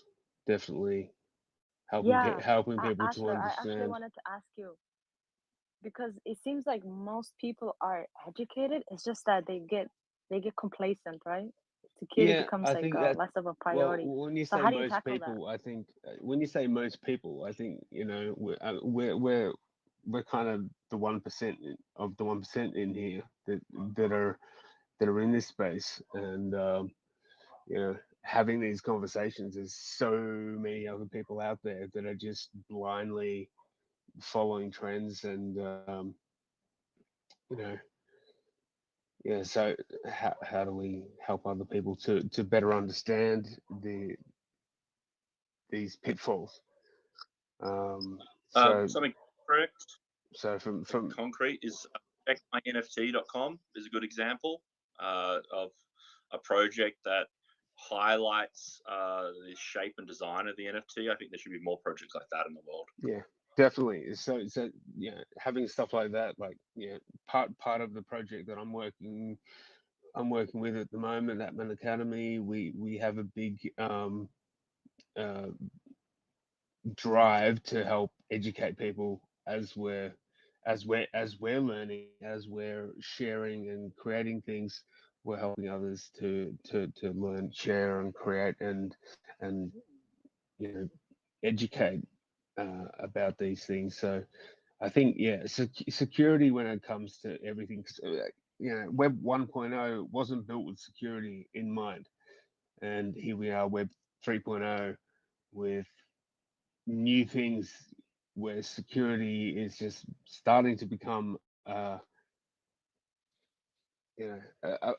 factor in different ways, and social engineering. So that's education number one.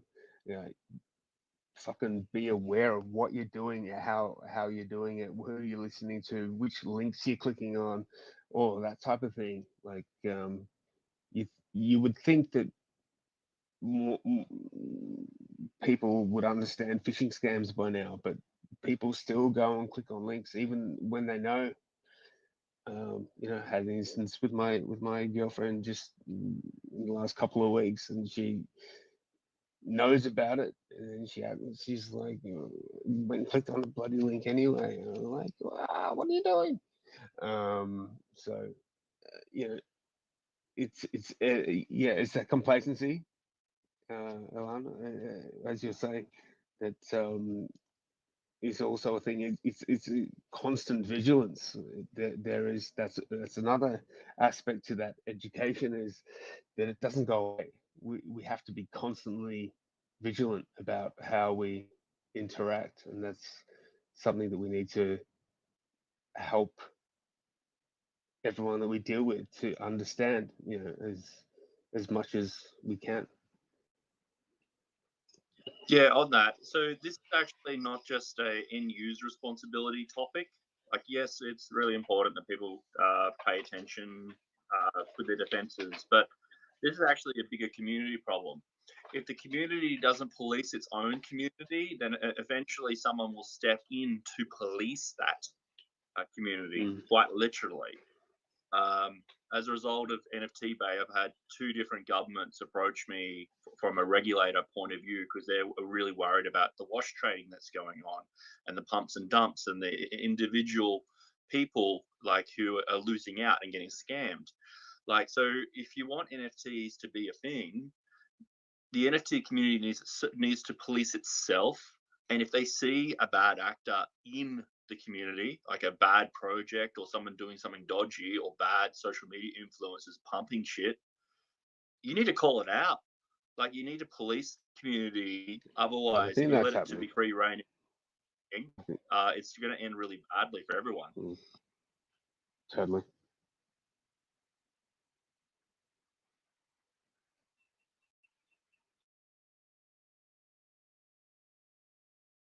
Hi, Kyle. Go ahead. Yeah, thanks. I think you guys all started to touch on kind of what I was going to ask about education, because the issue with education, at least today in society, with how fast technology is moving, how fast it's adapting, how fast it's growing, and the user base, and especially age groups, there's a lot of misinformation out there. There's a lot of wrong education out there. And to your point about policing everything, who are the right individuals to oversee that and take that education and make sure that it is correct for the users and everyone absorbing that? I don't know, Kyle. That's a really good question. I think it should come from within the community, because someone who's within the community who will understand what the community is and what their needs are is much better than an external government regulator. So anyone have insights to Kyle's question? Who in the community would be best to help regulate and identify and help protect people coming into this space? Well, there's a lot of people creating tools right now that are supposed to help against. I know there's a company creating a Chrome extension that when you go on OpenSea, you can see whether or not, like, let's say they committed a rug pull or a cash grab or something like that, and they're just building a DB, right? And it's and the community is kind of coming together to basically identify which people are bad actors, and I think they're gonna do it with like Twitter and other people's socials to kind of figure out like who the bad actors are. It's kind of very early, so it's going to be pretty interesting on how people are going to navigate and actually trying to create a tool that is like a tool that everyone can use.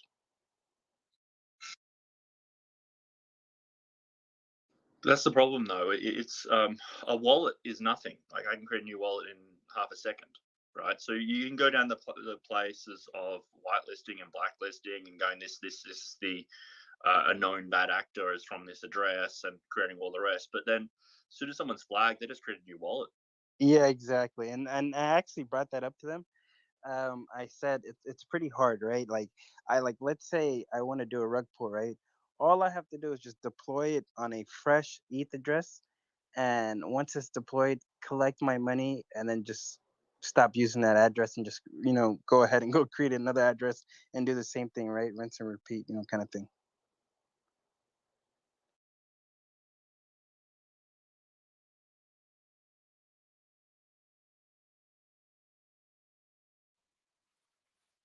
Yeah, and Security Sponge here again. I do have a question for you guys too.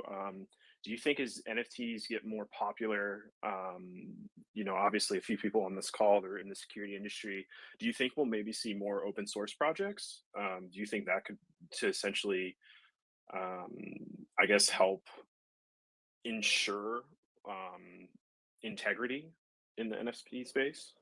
I mean, Ethereum is all open source already.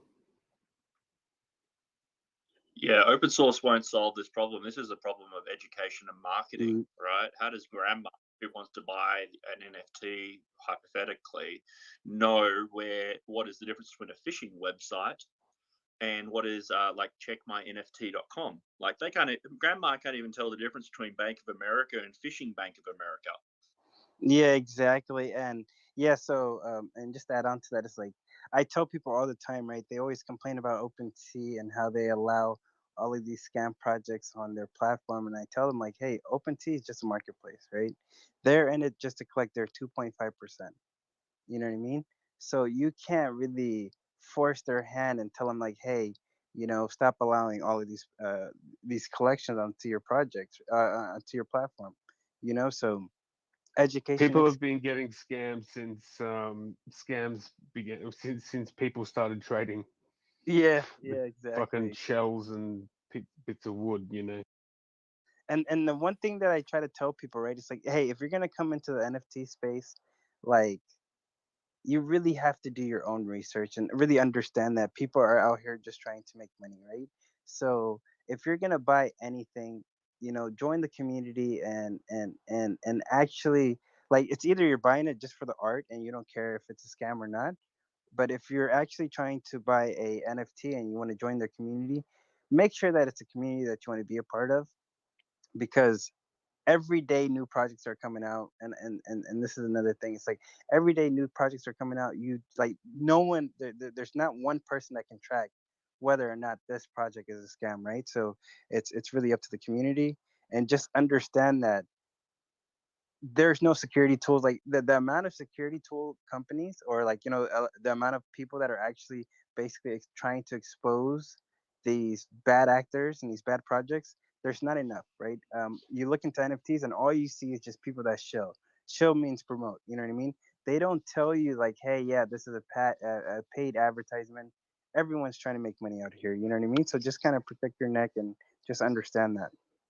That's 100%. So what Hell it yeah. comes down to is, the weakest link is the strongest link. Like the weakest link is the human aspect, the social engineering, but that's also the strongest part of security, is where you have community and you have people that call people out, and part of that education is to say only trust. Only trust where things are coming from a solid community. Just a couple of on, things. on So the one I layer. run communities and I have something's very different this time around with communities. The communities that we see in the NFT world and the Web3 world, essentially the best analogy I've got is a homeowners association. Like if you own a house and you've got a homeowners association, that's kind of how community is. So if you went to a Web1 or Web2 community, they're pretty wholesome. People just hang out because they like it, right? Or they like the product, or they like the music, what else have you. Web3 and NFT community is different. It's like a homeowners association. We have DAOs, right? And essentially how the community is different is everyone is incentivized through token ownership or through NFT ownership. They are looking at money, right? So you can't necessarily even trust the community itself as wholesome, because the community itself could be corrupted. Like if you're turning up at a poker That's table and you don't true, know who but the it mark is, depends which community. true, but say your grandma, how do you know that you're not the mark? Because there's so many dodgy communities now, and the communities are now incentivized to be dodgy. Yeah, that's a good point.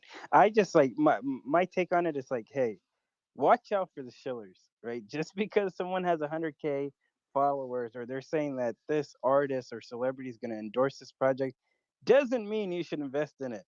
If an artist is not talking about it on in Twitter Spaces and actually like really engaging in the project, stay away, right? Because that's the easiest way to basically trick and manipulate people, is by associating them to a project, and all they're doing is just getting a fraction of the sales, right?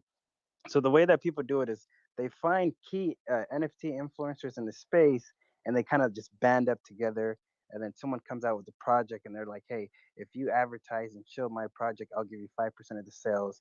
And they kind of do that with like a lot of key players, and then they grab some type of influencer or celebrity, and then they'll say, "Hey, yeah, um, announce that you're releasing this project," and it's just crazy, and then like one of the platforms that I tell people to stay away from, if you're new to the space, is I don't really care, right? But it's NFT, which is, I think they're on Twitter and Instagram. Like those guys just show projects all day, right? And it's like, I think they have like some new project coming out with like apes in space or something like that with Takeoff. But then and Takeoff is a rapper, and no one in this room knows, right? He's a rapper.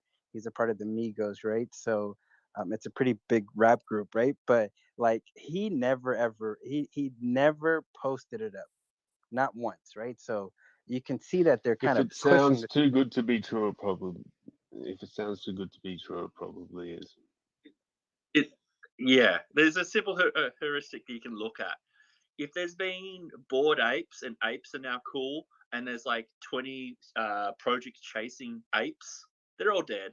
They're all chasing the money. There's nothing there. You're gonna get scammed. Yeah, exactly. And watch out from people saying like, yeah, you'll be able to stake your NFTs, or like we're gonna, a portion of it's gonna go to charity, right? And it's just like, I don't know. They try to sweeten the pot. It's like, I don't know. I just always stay away from project. I don't even buy PFP projects anymore. I'm curious on what your guys' thoughts are with Pac's new drop with Mass. It seems like there's two DAOs that are forming. Do you think that those DAOs could be potentially used maliciously? Because I mean, they crowdsource quite a bit of money. Can you in a tweet so everyone can see what you're talking about? So this is my first time joining, but Pac dropped Pac's an artist. He dropped a Mass on Nifty Gateway, and you've been able to purchase Mass for 2 or 3 days now, and I've been kind of watching, following him, and there's two DAOs that have been essentially created to purchase more Mass. So I was wondering like what your thoughts were on, hey, if there's like a new artist drop like this, and there's potentially room for scam DAOs to be created, if that's possible, and Well, just what your thoughts were on that. so my question is the artist that is this a big artist, or like who, like please, like, give us more information about the person that's dropping the collection. Sure, give me 1 second. I'll see if I can tweet it. So when you're saying Pax, are you talking about Penny Arcade?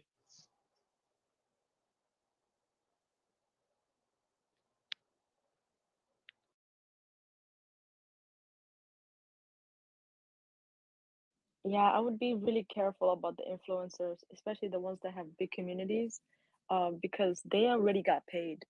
By the time they're shilling you a project or this or that, they already got paid. So Yeah, they don't. like It doesn't even matter if you're ape into it or not. yeah, Go they ahead. charge like 5 to 10K for an ad, right? So just be wary, right? It's like if someone's shilling project, like if I see someone like in every day they're shilling a project, I automatically unfollow. But sometimes, I follow the page just to see what, the next show project is, right? What the next hype project is, so I could tell everyone that I know, like, hey, don't buy into that project or you're gonna lose your money. You know what I mean? So yeah, it's crazy. Yeah, I think majority of them, especially the ones I follow at least, there's one that I follow. I know he gets a cut, like huge cuts, because he will only show like a few projects, but he'll go all in. And you can tell they like already gave him some sort of ownership or something. So you gotta be careful about that stuff too.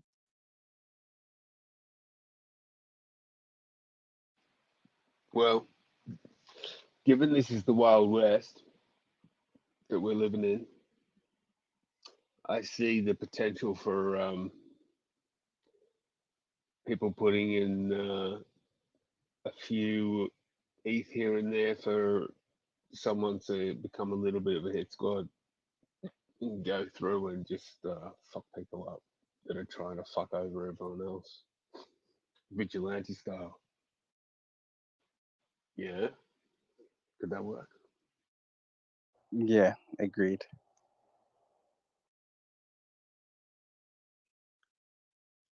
So, tabletop scenario. What happens when people start using NFTs to dox people? Like it all that you can burn the NFT, but that data is always going to exist on the blockchain. And I mean, like things like their name, where they work, all the rest. Like I'm in a full blown dox attack to someone's wallet address. So the thing I find interesting is figuring out how we're going to have abuse mitigations, and all the abuse mitigations we did in Web 1, Web 2. Right now, because the blockchain is open and immutable, it's wide open to all the previous attack vectors that existed in Web 1, Web 2. And you're not going to get societal acceptance of Web 3 until these abuse factors are mitigated. That's a really good question. That's why we need, everyone in this room that does cybersecurity to kind of band together and create solutions. Yeah, cybersecurity coalition. Task force. Yes. The NFT task force. That would be funny. Yeah. So sorry it took me so long to post. I just tweet about pack on Nifty Gateway. It was one of the biggest sales, I think, on Nifty Gateway. But what was interesting is that as I was following this artist, there was 2 new DAOs that were formed within, it seemed like, a day or so. And so the goal of it is to purchase more mass to essentially control what could happen with it. And so, as an attacker, I was thinking, what if I could spin up, my own DAO? Like, is that even possible? And essentially use it to crowdsource and steal money from people. Is he the guy that made like 52 million or something like that? I think it's a lot. He had, I think, 256,000 masks were sold, around 400 a piece, $400 a piece. So, Oh wow, that's a lot. Yeah, I think it was him. I seen somewhere, that there was like a big sale today. yeah, it just ended today. But I was just thinking from an attacker standpoint, and maybe I'm wrong. Again, I'm still new into the NFT space, but I was just thinking, with Well, these new DAOs get types of hacked. drops, go for it. Well, yeah, DAOs get hacked all the time. There was like a Badger, I think it's like Badger DAO that just got hacked for like I don't know, tens of millions of dollars the other day. So just because it's a DAO doesn't protect it from, all the money being siphoned out of it. So just be wary. Sure. Doesn't protect against people with large financial resources taking over it, right? Like someone is incentivized enough, they slowly buy all the tokens and they just take control. Same problems you got in public companies with hostile investors. Yep. Yeah, DAOs do not mean no corruption. I think that's the wrong message being pushed out. It's like DAOs solve all these problems. No, you still have like inequality, bad things happening. So yeah. DAOs are fascinating. What happens One if you step at have a time. a community? Yeah. We're still in the beginning. Yeah, what happens if we have a community member that holds a token, thus is a owner or a founder of the DAO, and you want to kick him out of the DAO because they're stirring shit? You can't. They own a token in the DAO. So one person can actually completely destroy community just because they own tokens. Yeah, definitely. I think that Yes, was brought which up. means that Yeah, go yeah, ahead. which means that every member of the DAO has to be very intentional, which DAOs aren't. So that they already have issues there. Well, Yeah. I compare a DAO to like a board meeting, right? It's just like if you get enough people or if you allocate enough tokens, right, you can basically do a hostile takeover of the whole situation, right? So it's just kind of, I don't know, just be wary when you're hopping Gotta into certain DAOs. be Yeah. wary of insider threats. Like was it Ubiquity? They had an insider threat. That one's good. Yeah. Also, just like any board meeting out there or meeting, any board out there, DAOs, you have those token members too. Like, oh, you're from this community, okay, well, we'll have you here. You're from here, okay, we'll have you here. But there's that silent. Oh, sorry, I got my AirPods disconnected. But yeah, you still have those silent majority, like where they're all in, they know what's going on, and so those are the true leaders. And it's like, I don't know. There's so much we have to do. Some So we're advice. already sowing the seeds of DAO 2.0. Yeah, we are. And I'll sow it a little bit deeper. Do people here know what Kiwi Farms is? No, I haven't No. heard of that. Okay, so you need to know what Kiwi Farms is. Go Google it. Kiwi Farms is closing towards grey to dark web, where if you think of every single popular YouTuber or social media influencer, they have a thread in this forum, and their entire goal in life is to harass that person. They would love it nothing more if that person was to kill themselves, and they celebrate when it does happen. I have Now, heard of this a while Kiwi, ago. if It's you dark.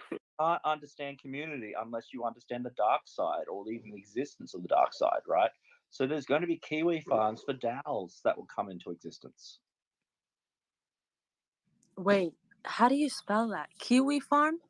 Kiwi, Exactly. like the kiwi fruit. Kiwi fruit. Yeah, it's KIWI. grim, but yeah, But you can't build yeah, community until you build abuse mitigation systems. And right now, I haven't seen anyone talking about it. And abuse mitigation is a aspect of security in InfoSec. Yeah. What about? I'm really curious on your thoughts about Ethernet. Sorry, ETH domains, because one of the benefits of them was I was reading about them again, new to me, but reading about them and trying to understand them. And one of the benefits is like you can't take them down. So what if you have a malicious domain that's posting like child porn or just certain malicious things? Like what what can we do about those? That's the problem with immutability of the blockchain, right? Because once it's on the blockchain, it's always on the blockchain. Yeah, and especially spoof domains too, because I was looking at Sol, also Solana, the Solana blockchain. They're selling domains as well. And what if somebody buys Wells Fargo, like the Wells Fargo dot Sol domain? Are these new domain name systems going to be used for malicious purposes, for especially like spear phishing emails and scamming? Well, I know that they kind of taken out like big corporations.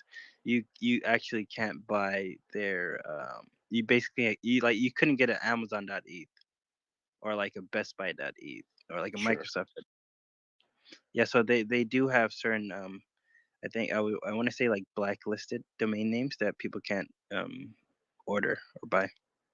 Yeah, but like if I go to github.com, so jithub.com, that's not github.com, typo squatting, right? Like, so you buy all the domains, and then we're into the back to the InfoSec topic of typo squatting once again. Yeah, definitely.